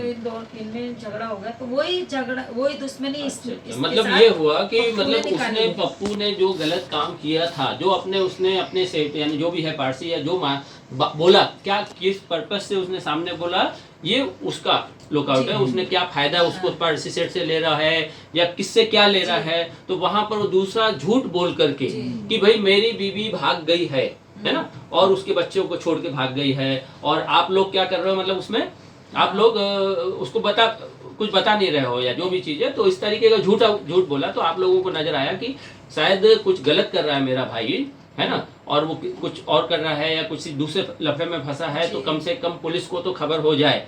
क्या कल को ये अगर कुछ गलत करता है पप्पू, तो हमारे ऊपर हम उसमें शामिल ना माने जाए, है ना। तो उसकी वजह से आप लोगों ने उसकी कंप्लेंट ले जाकर के पुलिस स्टेशन में करी, उसको ले जाकर के आप लोगों उसकी वाइफ ने के थ्रू कराई हम लोगों ने, उसके वाइफ के थ्रू ही करवाई। मतलब ये समझ उसकी लीजिए वाइफ को लेके आपने गई, कल को हाँ तू है चौकी में जाके बोल, कल बराबर। को कोई बात होगी तो तेरा आदमी तो बोल देगा पुलिस वालों को मेरी बीवी भाग गई। तो हम लोगों ने उसको चौकी में ले जाके बिठा दिया कि इसकी बीवी है, लोगों से ऐसा बोलता घूमता है, बराबर। क्या मैटर है कैसा है वो आप लोग ही देखो। तो ये पूरी मतलब सच्चाई आप लोगों ने ले जाकर के पुलिस स्टेशन में उसकी वाइफ के द्वारा करवा दी। जी। तो वो उस चीज से वो चिढ़ गया और उस वजह से चिढ़ गया, हाँ, है ना। और वो उसने चिढ़ धमकी करके दी कि मैं तेरे, हाँ, मेरे भाई ने मारा तो ठीक है, वो तो मेरे से बड़ा है, मगर हाँ, तूने मुझे क्यों मारा, तुझे मैं देखूंगा, धमकी दे रहा था, गाली भी दी, धमकी भी दी कि तेरे को मैं छोड़ने वाला नहीं हूँ। अच्छा, तो अच्छा। मैंने वो बोला कि हाँ ठीक है, तू तेरे को जो करना है तो कर। मैं मतलब उस टाइम पे तो सभी गुस्से हाँ, मतलब वो गुस्सा इस टाइप का था कि एक तो यानी आपको साफ नजर आ रहा है कि उसकी वाइफ की वजह, मतलब आपके जो चाची है, चाची के झूठे इल्जाम की वजह से पप्पू यानी आपके चाचा तो फंसे हाँ। आपके पापा भी फंस गए उसके जी, अंदर, हाँ, जी। है ना।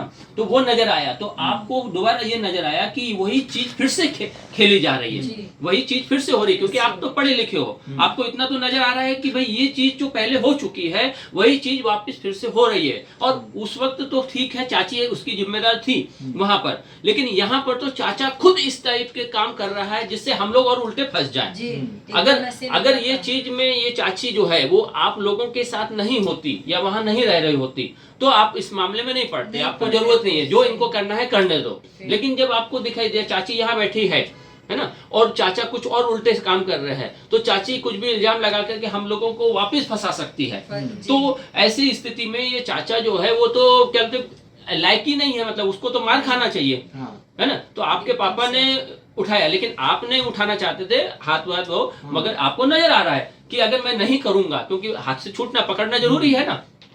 तो एक व्यक्ति को पकड़ना इतना कुछ कमजोर हो या बिल्कुल बच्चा हो तो एक ही आदमी पकड़ सकता है। हाँ। अब ये बड़े आदमी है तो उसको 2 लोग तो चाहिए, और तो कोई आता नहीं होगा हाथ में हाथ पकड़ने के लिए, आप 2 ही लोग थे जी, उसमें। तो उस स्थिति में आपने मतलब चाचा आपका मन इंटेंशन वो नहीं था कि मैं चाचा को मारूं या चाचा के साथ नहीं, कुछ नहीं, करूं, ऐसा कुछ नहीं उनका था। वो- आपका मन था कि जो गलत कर रहे हैं चाचा वो कम से कम समाज के सामने पुलिस के सामने आ जाए, आना ताकि दोबारा हमारे पापा के साथ वो गलत ना हो जो पहले हो चुका है जी। वो चीज। ये आपका इंटेंशन था और उसको देखकर आपने इस पूरा ये चीज की और अपने चाचा को पापा के साथ सहयोग करके पुलिस स्टेशन ले गए और वहां पर लेकर के उसकी कंप्लेंट करवाई उनकी आपकी चाची के द्वारा ही। हाँ। तो ये चीज एक की थी, वहीं से दुश्मनी शुरू हुई जी। और उसी दुश्मनी का यहाँ पर मौका लेकर के इसने सुपारी दे करके हाँ, ये सुपारी खेल दे किया के, है। क्योंकि वो खुद नहीं कर सकता, खुद मारेगा तो मालूम है ना कि क्या हाल होने वाला है उसका।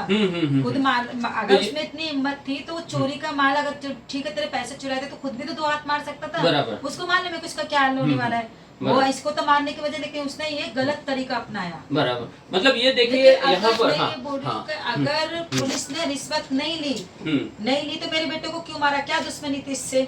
नहीं वही एक चीज है बहुत ना। छोटी सी चोरी है ये, हम्म। इतनी बड़ी बड़ी दुकानें चोरी हो जाती है, मैं खुद देखती हूँ मुंबई में बिल्कुल, रहकर, इतनी बिल्कुल। बड़ी बड़ी चोरी हो जाती है, दुकानें लूट जाती हैं, हम्म। कपड़े की रहने दो, चीज वस्त की रहने दो, इतना सामान लूट जाता है, तब कहाँ जाती है पुलिस? बिल्कुल। कुछ नहीं करती। हम्म। और ये सीधा सा मामला है कि अंधे को भी नजर आ रहा है कि फैमिली मैटर है, जबकि मैं ये बोल रही कि ये कौन है कि मेरा भाई है, छोटा भाई है, ये कौन है कि मेरा बेटा, तो सबको दिख रहा है कि फैमिली मैटर है, बराबर। जिसमें कि पुलिस को इग्नोर होना ही नहीं चाहिए था, आना ही नहीं चाहिए था बीच में, हम्म। दोनों को समझाने दे देना चाहिए था। बराबर। ए भाई तू अपना पैसा संभाल के क्यों नहीं रखता, इतना ज्यादा पैसा है क्या तेरे पास में जो इतना लुटाता फिरता है, तेरा पैसा तो संभाल के रख, बच्चा मिला तो उठा लिया, और उसको भी समझा देना चाहिए था, चल बेटा आगे से ऐसा मत करना, तू पढ़ा हुआ है, होशियार है, समझदार है, तेरा पापा इतना अच्छा है, ऐसा कोई बात नहीं। क्या दुश्मनी निकाली पुलिस ने मेरे बेटे के साथ मार के?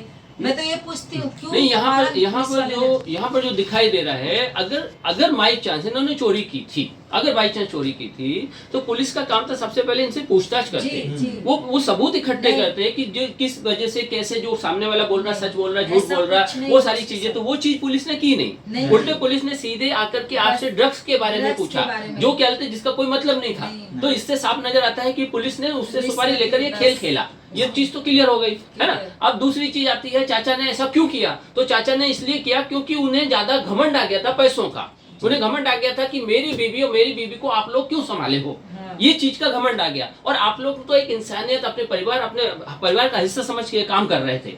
तो आपने एक मानवता दिखाई थी, आपने एक इंसानियत दिखाई थी। वो इंसानियत उसको नजर नहीं आई, उसको पप्पू को नजर नहीं आई, उसको मानवता नजर नहीं आई, उसको वो चीज नजर आई जो होता है, जो भी इंसान होते हैं, अच्छे इंसान होते हैं, वो कैसे भी बात बोल रहा था कि मुझे मेरी बीवी नहीं रखनी है। अरे भाई नहीं रखनी है तो सीधा जाके मायके छोड़ के आना। मैं उसको वही बोली, अगर तुझे तेरी बीवी नहीं रखनी है तो या तो मायके वालों को इधर बुला लेके जाए, नहीं तो तू जा और अपने मायके वालों को बोल के भाई मेरे इधर मत भेजो, मुझे नहीं रखनी है। बराबर, बिल्कुल नहीं रखनी है ना तुझे तो मत ऐसे करना सीधे से। मतलब हारी बीमारी में इधर लाके डाल दिया तो ये तो रबड़ की तरह खींचता ही जा रहा है मामला। बराबर। तो इसमें तो हम ही फंस रहे हैं ना। इसको कल कुछ हो जाएगा तो भी मेरा पति, मतलब हम सभी आएंगे। अभी तक तो मेरे पति का नाम है, फिर बाद में ये आएगा कि ससुराल वालों ने मार दिया। अभी मैं वही उसकी माँ से पूछती हूँ तो क्या बोलती है कि गेहूं के साथ घुन पिसना, मतलब एक मुहावरा है, गेहूं के साथ घुन पिसते। तो मतलब वही हिसाब हो गया, भाई किया किसने और भर कोई और रहे। पहले परिवार को देख, गेहूं के साथ घुन पिसता है वो समझ में आता है, लेकिन आंखों देखी मक्खी कोई खाता है? नहीं खाता ना। तुम्हें दिख रहा है कि मेरे लड़की के ससुराल वाले कितने अच्छे हैं, जेठ जिठानी कितने अच्छे हैं, परिवार कितना अच्छा है। भाई जो किया था तुम्हारे सामने पे किया था। और आप, मैं तो ये बोलती हूँ कि आपने, जब आपको ये मालूम है कि आपका जमाई ऐसा है तो आपने अपनी बेटी को अकेला भेजा ही क्यों उसके साथ में? आपको सबको जाना चाहिए था ना दवा लेने के लिए। सवाल ये उठता है कि नहीं, जब आपको पहले से मालूम है कि मेरा जमाई अच्छे से नहीं रख पा रहा है मेरी बेटी को, तो आपको अकेला भेज देनी चाहिए था उसको। आप सब लोग जाते थे। तो यहाँ पर जो मोटिव नजर आ रहा है चाचा का सुपारी देने का, कि भाई पुलिस वालों को सुपारी दे के इनको, आपके बेटे को पिटवाने का जो भी चीज नजर आ रही है, वो ऐसा नजर आ रही है कि वो गलत फहमी, मतलब उनको कुछ खुद को अक्ल ही नहीं है शायद, और अक्ल ना होने का ही वो ये नतीजा है। जबकि आप लोगों ने परिवार को संभालने के लिए जो भी आपके उसको ये सब किया था, आप लोगों ने सोचा था कि भाई ये लोग मिलजुल के रहे, ये सब चीज मतलब बाहर ना जाए, उनके बच्चे जो है वो एक तरीके से आपके परिवार के हिस्से है। पप्पू जो है, पप्पू के बच्चे जो है आपके परिवार के हिस्से है। तो अपना समझ के आप लोगों ने कोशिश की थी, लेकिन उसको उसने, पप्पू ने गलत नजर से लिया, उसने उसको दुश्मनी में ले लिया, और उसी का नतीजा है ये। ठीक है, अब हम आगे आते हैं कि आपके बेटे को मारा है ना, अंदर ले जाके, जैसा कि आपको बुरी तरह तलवों में भी मारा, काफी कुछ मारा, फिर लगभग कितने 10 बजे के आसपास आप लोगों को भगाया वहां से, क्या हुआ उसके बाद, क्या हुआ था वो चीजें बताइए आप। जब हम लोग उसको मतलब 10 बजे तक आप लोग खड़े रहे ना? जी खड़े रहे। उसके बाद और यानी इनको रिमांड रूम में भेजा था तो इसकी आवाज आ रही होगी इसको मारने पीटने की, तो वो आवाज आपको सुनाई ना दे तो इसलिए आपको दूर भगा। थोड़ी ऐसी गुनगुनाहट से आवाज आ रही थी, तो हम लोग वही बार बार, फिर मेरे को ऐसा डर लगा, फिर मैंने जाके पूछा जाके उधर, सर प्लीज आप मेरे बेटे को छोड़िए, इतना देर हो गया, आधा घंटा, तो आपने कब का बोला था? आधा घंटा हो गया, छोड़। आधा घंटा और पूछताछ कर रहे थे। सर प्लीज छोड़ो ना उसको, नाबालिग बच्चा, मैं हाथ भी जोड़ रही थी, रिक्वेस्ट भी कर रही थी, उन्होंने नहीं मेरा सुना। तो जब उसके बाद में उन्होंने इतनी बुरी तरह से खदेड़ना चालू कर दिया, सीने पे चढ़ के, उन्होंने ये नहीं देखा कि ये लेडीज से करके, लेडीज से। और लेकिन मेरी भी मजबूरी ये थी कि मेरा बच्चा नाबालिग अंदर बैठा था, आखिर मैं भी हाथापाई कर सकती थी, क्योंकि मुझे उस टाइम पे बहुत गुस्सा आ रहा था। एक लेडीज के सीने पे चढ़ना किसी भी मर्द को जचता नहीं है, बहुत ही गलत है।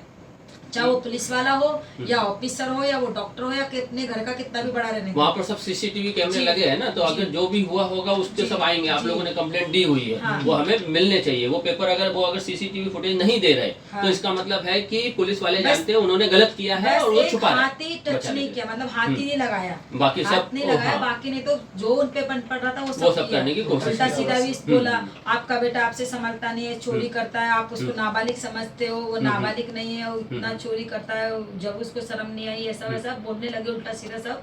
हम लोग को खदेड़ते बाहर आए, मैं एकदम चौकी से बाहर आई, साइड में आके ये है अपना एक गेस्ट हाउस है, होटल जैसा है, मैं वहाँ पे खड़ी, मेरे पीछे पीछे वहां तक आया, आप वहाँ पे मत रुको, ये जाओ घर पे जाओ, इतना गंदी तरह से बोलने लगा। ये जाने का है कि नहीं, कि हम लोग को मजबूर मत करो तो आप लोग को भी अंदर कर देंगे, निकलो अभी इधर से।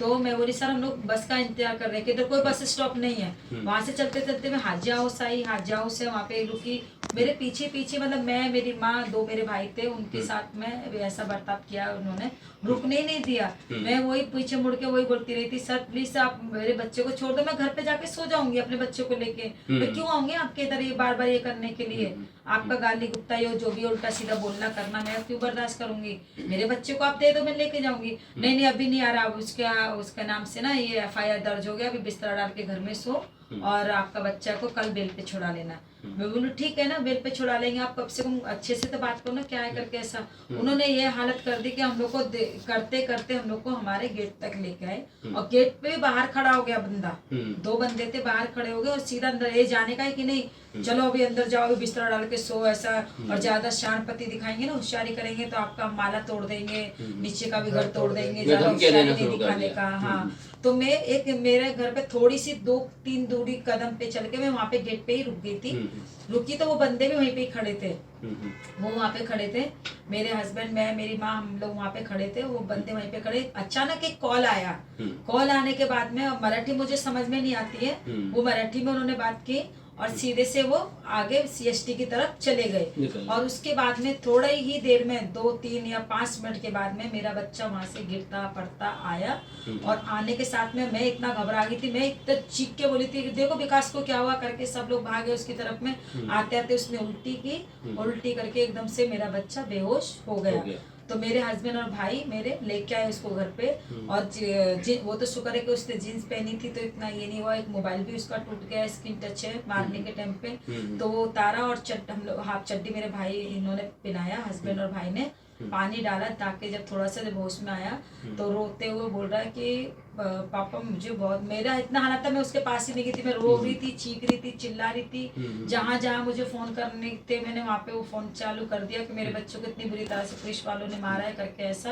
और मेरे हस्बैंड और इसको पानी भी नहीं डाल के बात कर रहे थे कि पापा मुझे बहुत बुरी तरह से मारा है, बहुत रो रहा था, इतना हाथ ये सब कर करके इसको तुरंत हम लोग हॉस्पिटल लेके गए। संजय हॉस्पिटल इतनी बुरी तरह से मारा है कि मेरा बेटा 5 दिन हॉस्पिटल एडमिट रह के आया है। उसको हॉस्पिटल हम लोग जब लेके गए उधर, तो वहाँ पे जाके तुरंत डॉक्टर लोग ने फटाफट से इसको देखा, ये किया, और यही पूछ रहे थे किसने मारा। हमने सीधे ही बोला पुलिस ने मारा है। उन्होंने फिर आगे कुछ पूछा नहीं, जवाब नहीं दिया कि क्या कैसे। इंजेक्शन लिख के दिया, बाहर से लेकर इंजेक्शन दे रहे, ग्लूकोज चढ़ा रहे, इलाज ट्रीटमेंट इसका चालू कर दिया। चालू करने के बाद में मैं भी इतनी नहीं थी कि ऐसा ज्यादा हो जाएगा करके, मुझे लगा कि चलो बाहर की वजह से बच्चा थोड़ा ये हो गया। दवा मैंने डॉक्टर से बोली जाके, फिर मैं बोली सर अब तो आप इनको छुट्टी दे दो, हम घर पे लेके जा रहे, रात ज्यादा हो गई है। करीबन 12 बजे के करीब डॉक्टर ने से मैंने बात किया, सर अभी ग्लूकोज भी खत्म हो गया, अब इसको घर लेके जाएंगे हम अभी। तो डॉक्टर बोलता है कि नहीं ये घर पे नहीं जाएगा, इसको एडमिट करना है यहाँ पे, आपके बच्चे की हालत बहुत बुरी तरह से, पुलिस की मार कैसी होती है वो हमको मालूम है। अच्छा। डॉक्टर ने सीधे ये बोला आप जो नहीं जानते पुलिस की मार कैसी होती है, हमको पता है, हमको उसका पूरा ट्रीटमेंट करना है, पूरा चेकअप करना है, उसके बाद में हम बताएंगे कब जाना है। तो ये पानी मांगने लगा, तो मैं इसको पानी, जैसे मैंने पूछा नहीं डॉक्टर से, मेरी गलती हो गई थी, डायरेक्ट पानी देने तो अच्छा डॉक्टर की नजर पड़ी, डॉक्टर ने फटाफट मेरे को आवाज दे के रोका कि उसको पानी खाना कुछ नहीं देना है, उसकी उल्टी नहीं बंद हो रही है। जैसे भी वो थोड़ा होश में आता था वैसे उसको उल्टी चालू होती थी, खाना पीना कुछ नहीं देना है, ऐसा उसने डॉक्टर ने मुझे मना किया। जब डॉक्टर ने मुझे ऐसा बोला कि उसको घर नहीं लेके जाना है, एडमिट करने का है, और सबसे पहले हम इसको JJ हॉस्पिटल भेजेंगे, JJ हॉस्पिटल में सर का CT स्कैन और सोनोग्राफी करने का है। तभी मैंने डॉक्टर की बात सुनी, मेरी हालत बहुत खराब हुई, तो मैंने डायरेक्ट 100 नंबर पे कॉल किया कि पुलिस वालों ने मेरे बेटे के साथ में ऐसा ऐसा किया है करके पूरा बताया मैंने, जो मेरे बेटे ने बताया इतनी बुरी तरह से। 100 पे फोन किया आप लोगों ने? 100 नंबर पे कॉल किया और मैंने सारी बातें बताई कि मेरा बच्चा अभी हॉस्पिटल में है और बुरी हालत में है। उसके ही आधे घंटे बाद करीबन 12:30 के बाद मेरे हस्बैंड को फिर एक पुलिस वाले का कॉल आता है। 11:30 12 बजे। हाँ, मतलब वो टाइमिंग का पता नहीं है, लेकिन आपके मोबाइल से जो पता चला 11:30 बजे फोन आया कि उसका कोई मतलब है, ट्रू कॉलर में उसका नाम भी है विनोद परमार या ऐसा कुछ करके है, जो भी है, तो उसने क्या धमकी दिया? जी धमकी दी, बोलते तुमने क्या हंगामा मचा के रखा है हॉस्पिटल में, तेरे को पता है तेरा बेटा ड्रग्स लेता है? कि ये बोले कि साहब लेता होगा, मुझे मालूम नहीं है, कि अपने बेटे को ले उधर से और इधर चौकी में आ, ऐसा किया। तो मेरे हस्बैंड बोलते कि मैं चौकी में नहीं आ सकता सर, मेरा बच्चे की हालत बहुत खराब है, उसको अकेला नहीं छोड़ के आ सकता, आपको मुझसे जो भी पूछताछ करनी है, जो भी कुछ काम है, आप यहाँ पे आ जाइए हॉस्पिटल में और अपने आंखों से खुद देख लीजिए, अगर मैं झूठ सच जो भी बोल रहा हूँ आप इधर आके देख लो, मेरे बेटे की इतनी हालत खराब है। मेरे इन्होंने फोन रखा और अंदर आ गए। उसके बाद में इसको हम लोग करीबन 2 बजे के करीब डॉक्टर ने इसको जे हॉस्पिटल भेजा एम्बुलेंस के थ्रू। एम्बुलेंस में हम लोग इसको लेके गए। वहाँ पे लेके गए तो इसका सोनोग्राफी भी थोड़ी लेंथ थी, और भी मरीज थे। सोनोग्राफी ऐसा नहीं कि फर्स्ट इसको ही फटाफट से करे, क्योंकि इंजेक्शन दिया था, डॉक्टर भी उसके साथ में थे और वहाँ पे ब्रेंच पे लिटा के रखा था। मतलब उसके डॉक्टर बाद लोगों में- ने अच्छा सहयोग किया वहाँ पर, है ना, आपको जी, बहुत बिल्कुल, बढ़िया सहयोग बिल्कुल। किया। ठीक। ये तो मैं बोल रही हूँ कि अगर डॉक्टर नहीं होते इंसान मर ही जाए। बिल्कुल हमारे मर ही लिए तो जाए, भगवान बिल्कुल। है। बहुत अच्छा, मतलब हर बॉम्बे तरह के से ये सब करते हैं, बहुत अच्छे हैं। फिर इसका यहाँ हमें करीबन 6 बजे, बरोबर 6 बजे सेंट जॉर्ज वापस लेके आई। फिर इसको वहाँ पे एडमिट किया, फिर से ग्लूकोज का चालू किया, लेकिन होश में नहीं था। मतलब मतलब उधर आपका सीटी स्कैन हुआ, सोनोग्राफी हुआ और फिर एमआरआई हुआ। एमआरआई कहाँ हुआ? अपने सेंट जॉर्ज में हुआ। एमआरआई या तो इसकी बार बार उल्टी कर रहा था, इसलिए डॉक्टर ही नहीं होश में आने दे रहे थे इसको। उल्टी बहुत कर रहा था उल्टी ना, की वजह से, हाँ। इसलिए नहीं आने दे रहे थे होश में। लेकिन ये होश में नहीं था। 6 बजे की सुबह के 6 बजे तक भी होश में नहीं था। ग्लूकोज चढ़ रहे थे, इंजेक्शन लग रहे थे, हर 2-2 घंटे में इसको इंजेक्शन दिए जा रहे थे। और 10 इंजेक्शन तो हम खुद लाए थे खरीद के, पूरा वो दिया था। तो दवा का खर्चा आप ही लोगों ने उठाया जी, पूरा का जी। पूरा। फिर उसके बाद में इसको वहाँ पे लेके गए, अपना जो जनरल रूम वार्ड होता है 2 जनरल नंबर वार्ड में में। रखा। और उसके बाद में इसका एमआईआर किया, करीबन 2 बजे के करीब एमआईआर किया दोपहर को। जी। तो ये दोपहर के टाइम पे धीरे धीरे सब उसमें आने लगा, बैठने लगा, टॉयलेट भी गया, और लेकिन खिलाया पिलाया कुछ नहीं था। डॉक्टर ने सीधा बोलता बिना हमारे इजाजत के जब तक हम लोग नहीं बोलते नहीं खिलाना। खिलाना। फिर इसको जैसे होश में आया तो मतलब वही उल्टी जैसा ये कर रहा था। फिर डॉक्टर ने इसको एमआईआर लिख के दिए, वो हम लोगों ने हॉस्पिटल में ही करवाया। जो भी था फीस उसका वहीं पे भरा। उसके बाद में 3 बजे, सॉरी 3 नहीं 3:30 बजे बरोबर पुलिस वाले एमआईआर से चौकी से गए पूछताछ के लिए, और वो ही पुलिस वाले थे। मतलब वो कितने 4 पुलिस वाले हाँ हैं? जी, हाँ? वही 4 पुलिस वाले आए। पुलिस वाले, तो वो हाँ। क्या है, वो इनसे बात करने लगे। हाँ, हाँ, इनसे। क्या आपसे क्या बात कर रहे थे पुलिस वाले? क्या बोले वो बोल उन्होंने? रहे थे तेरे को क्या करना है, अभी तेरे को हमारे खिलाफ केस करना है क्या, ये क्या, मतलब फोर्स कर रहे थे मेरे को वहाँ पर भी कि ये मत करो, हो जाएगा ये वो, तेरा फ्यूचर खराब हो जाएगा, तू कॉलेज स्टूडेंट है, हम लोग तेरे खिलाफ एफआईआर डाल देंगे तो तू जेल में चला जाएगा 3 महीने के लिए। बोला ठीक है, मेरे डैडी देख लेंगे, मेरा बेल हो जाएगा वहाँ पर, लेकिन मेरे को केस तो करना है। तो बोलते हैं हाँ बस हमको यही सुनना था, अभी तू कर आ रहा, हम लोग तेरे को जेल में डालेंगे। बोला ठीक है। मतलब पूरी तरह दौड़ाने की कोशिश की। मतलब आप एक बिस्तर पे लेटा हो, मरीज की स्थिति में देखिए क्या हालत थी। मतलब इन दरिंदों की हालत, मतलब एक तो इन्होंने दरिंदगी गिरी करी, सिर्फ कुछ नोटों के लिए, कुछ पैसों के लिए दरिंदगी, जैसे दाऊद इब्राहिम करते हैं, जैसे ये लोग करते हैं। हमारे देश में मतलब ये शेर वगैरह रहते हैं ना, शेर चीते वगैरह, वो सीधे खून करते खाते हैं जानवर को, है ना, और उसके बाद नए शिकार पे चल जाते हैं। वैसे ही कंडीशन लगभग इनकी नजर आ रही है कि मतलब ये खून कर रहे हैं, एक तो ये शिकार कर रहे हैं इन लोगों का। सुपारी ली, इसको मारा, पीटा, खत्म किया, अब नए शिकार पर। और अगर तुम आवाज उठा रहे हो तो तुम्हारे को डराने के लिए वहां पर, यानी अगर मरने वाली पोजीशन पे हो वहां पर आकर के भी डराया जा रहा है कि मेरे खिलाफ बयान मत देना। ये खेल खेला है दरिंदों ने, इन दरिंदों ने ये खेल खेला है ना। ये दरिंदे, इनका नाम क्या है दोनों इंचार्ज के? रितेश माली, राबदे और माली, मतलब ये दो लोग है ना, नीतीश माली, रितेश माली और लाभदे।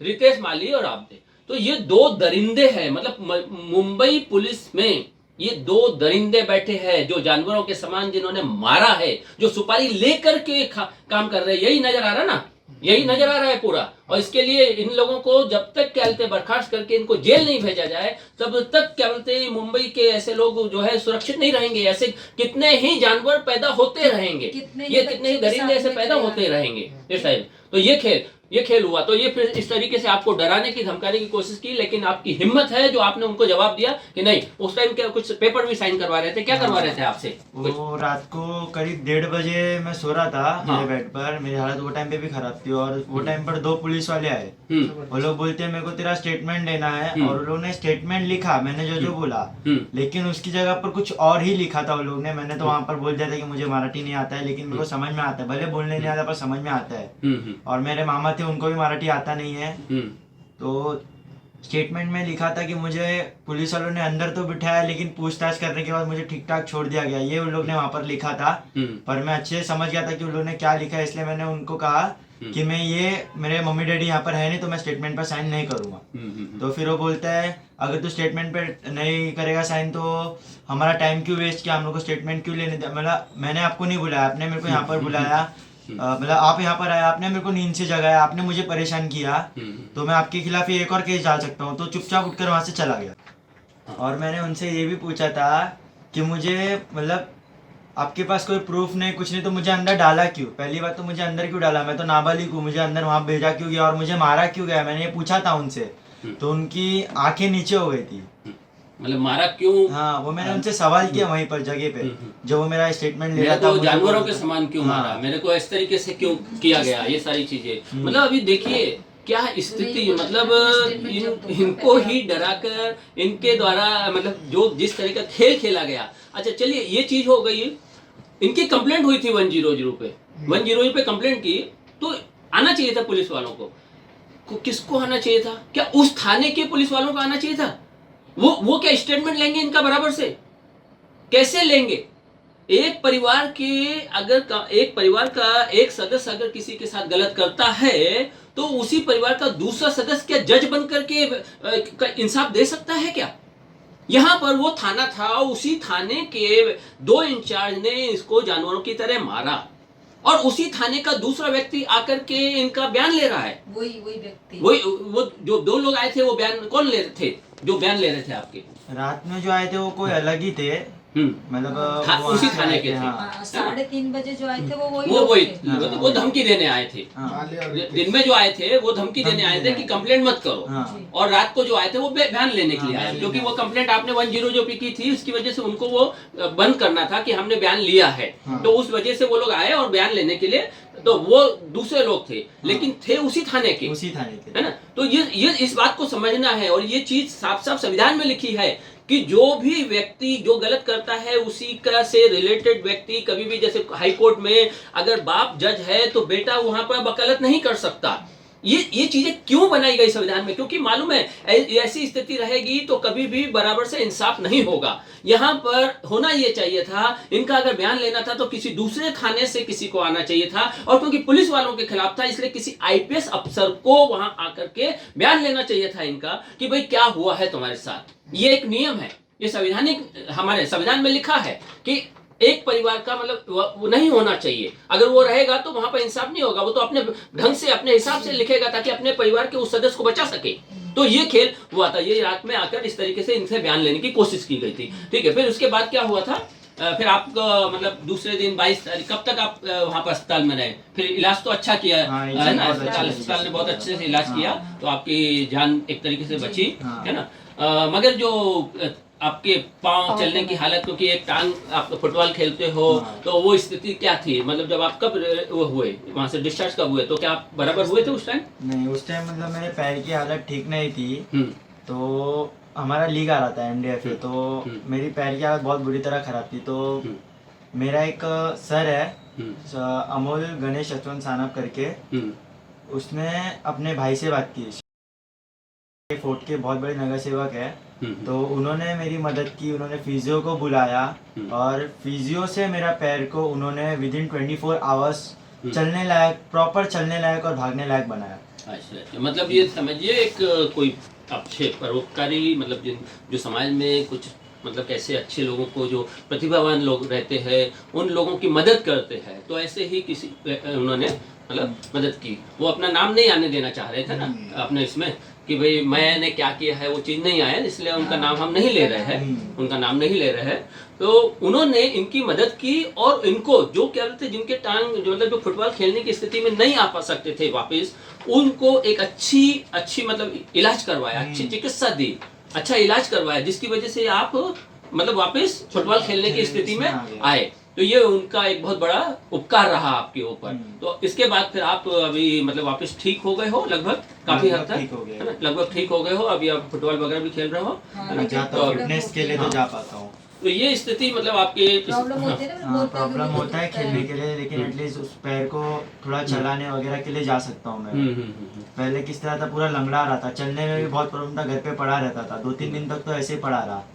तो उन्होंने जब मेरी मदद की तो एटलीस्ट मैं उठकर चल पाया और थोड़ा पैर को भी मैं हिला डुला पा रहा हूँ ठीक से। अच्छा, तो अभी आप लोग क्या चाहते हो? ये तो देखिए पूरा हुआ जो भी है, क्योंकि सिंपल सा है, ये लोग एक ऐसे दरिंदे हैं, इनको कोई डर नहीं रह गया है किसी चीज का कि कुछ भी हम कर सकते हैं। ये मुंबई पुलिस के वो दरिंदे हैं। अगर इनके खिलाफ कुछ नहीं किया, आप लोगों ने इनके खिलाफ आवाज नहीं उठाई, तो ये दरिंदे और भी ऐसी संख्या बढ़ती ही रहेगी। तो हम चाहते हैं, आप लोग क्या चाहते हैं, मतलब इनके मामले में पुलिस से क्या सहयोग चाहते हैं कि पुलिस क्या करे इनके खिलाफ? बोलिए। बोलो। हम लोग चाहते हैं कि जैसे हमारे बच्चे के साथ गलत हुआ है, ऐसे ना जाने कितने बच्चों के साथ इन लोगों ने गलत किया होगा और आदमियों के भी साथ गलत किया होगा। ये हम इस बात का इंसाफ चाहते हैं कि इनको हमें न्याय मिलना चाहिए और ऐसे आगे किसी के साथ ना हो, किसी भी इंसान के साथ ऐसा ना हो, इसके लिए हम लोग वही न्याय चाहते हैं, बस और कुछ नहीं। मतलब ये जो आपके नजरों में ये अपने मुंबई पुलिस के एक तरीके से दरिंदे हैं, ये जानवर लोग हैं, ये वैसी जानवर है, ये लोग खून पी रहे हैं मतलब इन लोगों का थोड़े से कुछ पैसों के लिए। तो इनके साथ कुछ मतलब इनको बर्खास्त किया जाए। मुंबई पुलिस में रहने लायक नहीं है ये लोग, है ना? इनको सीधे जेल भेजा जाना चाहिए। इन लोगों को, ये लोग उस काबिल है ही नहीं। मतलब ये आप लोग चाहते हैं। और आप क्या बोलना चाहते हैं इस मामले में? मैं यही चाहती हूँ कि ऐसे लोगों को तो पुलिस में रहना ही नहीं चाहिए, इनको तो जेल भेजना चाहिए। इन्होंने क्या, इनके बच्चे नहीं है जो इतने नाबालिग बच्चों को इस तरह से बुरी तरह से इन्होंने मारा है? इनका हक है ही नहीं पुलिस का काम करने के लिए। इनको, जब इंसान आम आदमी अपने कानून तरीके से चलता है तो क्या पुलिस के लिए कोई कानून नहीं है? उनके लिए भी तो कोई कानून होना चाहिए ना। उनको ये दे दिया है कानून, कब पुलिस की वर्दी पहना देती लो भाई गोली लो, सीधे आदमी को मार दो जान से। अब मेरे पास में 1-2 बार माफी मांगने के लिए भी आप लोग आ भी रहे हो या आए हो, तो इस माफी का क्या फायदा है? मेरा बच्चा अगर जान से मार दिया आपने, फिर आगे जी सॉरी हमने तो जान से मार दिया, माफ कर दो, हाथ जोड़ के खड़े हो, तो कैसे माफी देते उसको? मतलब सिंपल सा है, जब तक इनके ऊपर एक्शन नहीं होगा तो ये लोग मतलब ऐसा ही करते ही रहेंगे। ये लोग ये समझ जाएंगे कि आप इन्होंने गलत किया, आपसे माफी मांगी, आपने माफ कर दिया, फिर से ये नए के साथ गलत करेंगे, फिर उधर भी माफी मांग लेंगे, तो ये तो खेल चलता रहेगा इनका। तो ये चीज को रोकना है, इनको जब तक सजा नहीं मिलेगी तब तक ये चीज नहीं रोकने वाली इस चीज में। पुलिस वाले तो इसका मतलब ये थोड़ी कि आदमियों को मार दो, किसी को भी मार दो करके आपको पुलिस की नौकरी पहन ली तो दादागिरी दिखाते घूम रहे हैं, ऐसा थोड़ी नहीं होता है। अब और आप क्या चाहते हो विकास जी? ये जो दरिंदे दो है, इनके क्या नाम है? वो लोग क्या है, मतलब कौन क्या कर चाहते हो? ये लोग क्या दो दरिंदे रितेश माली और लाभदे, मैं चाहता हूँ कि इन लोगों को स्ट्रिक्ट से स्ट्रिक्ट सजा मिलनी चाहिए। इन लोगों को जेल भेजना चाहिए करीबन, मतलब ये लोग बचने नहीं चाहिए। जो मेरे साथ हुआ वो किसी और बच्चे के साथ या किसी और इंसान के साथ नहीं होना चाहिए। लोग बाग डर जाते हैं पुलिस के नाम से। ये तो बस पुलिस के नाम से तो ये लोग खाली डराते हैं कि हमारे पास वर्दी है, हम तुम्हारे साथ ऐसा कर देंगे वैसा कर देंगे। अरे डरो मत, आवाज उठाओ। और लोग डर भी जाते हैं, वो बोलते हैं ना कि पुलिस वालों की दुश्मनी अच्छी नहीं, दोस्ती अच्छी नहीं। इसका क्या मतलब है? पब्लिक ऐसा बोलती है। और मेरे साथ भी कुछ लोगों ने इतना बोला है, ना पुलिस वाले से दोस्ती करो ना दुश्मनी करो। अरे हम क्यों उनके साथ में दुश्मनी करेंगे? रिश्तेदार है हमारे, और दुश्मनी क्यों करेंगे हम इनके साथ में? ये है कौन? जो दुश्मनी तो ये सामने से पब्लिक के साथ में ले रहे ना। मैं थोड़ी नहीं कि इनके साथ में दुश्मनी करने को, इन्होंने जबरदस्ती दुश्मनी लिया कि बच्चे को जिस तरह से पूछताछ करनी चाहिए थी वैसा कुछ नहीं हुआ। जबरदस्ती मेरे बच्चे पे आरोप लगा रहे हैं ड्रग्स का, जिसमें कि मेरे पास पूरा प्रूफ है, हॉस्पिटल के पूरे पेपर है, सब कोई ड्रग्स मेरा बेटा नहीं लेता है, सब पूरा ट्रीटमेंट कराया। 5 दिन अगर मेरा बच्चा एडमिट रह के आया है तो क्या करवाया है मैंने? यही सब करवाया ना कि ड्रग्स लेता है कि नहीं लेता है ये करके, और इलाज भी उसका हुआ है साथ में। तो पुलिस वालों के पास क्या प्रूफ है कि जो मेरा बच्चा ड्रग्स लेता है? तो ऐसे पुलिस वालों को तो नौकरी जानी ही चाहिए और सजा भी मिलनी चाहिए। नौकरी नहीं मिले ऐसे इंसान, मतलब इनके बर्खास्त करना है, इनको जेल भेजना है। हाँ। तो यहाँ पर हमने इनसे बातचीत की, उसमें साफ नजर आया। मैं कहता हूँ ये लोग झूठ बोल रहे हैं, हम कहते हैं झूठ बोल रहे हैं। आपके पास वहां पर सीसीटीवी फुटेज है, आपके पास वहां पर मोबाइल लोकेशन है, ये सब आपके हाथ में है। आप ये सारी चीजों को बाहर लाकर इनके जो भी इन्होंने कहा है उनको झुटला भी सकते हो। आप इनको झुटला सकते हो कि ये देखो ये गलत बोल रहे हैं, ये सीसीटीवी फुटेज में कुछ और दिखा रहे हैं, ये कुछ और दिखा रहे हैं। तो ये सारी चीजें, एक आरोप लगा रहा है चोरी का, और वहां पर बोला जा रहा है ड्रग्स के बारे में। क्या है ये है?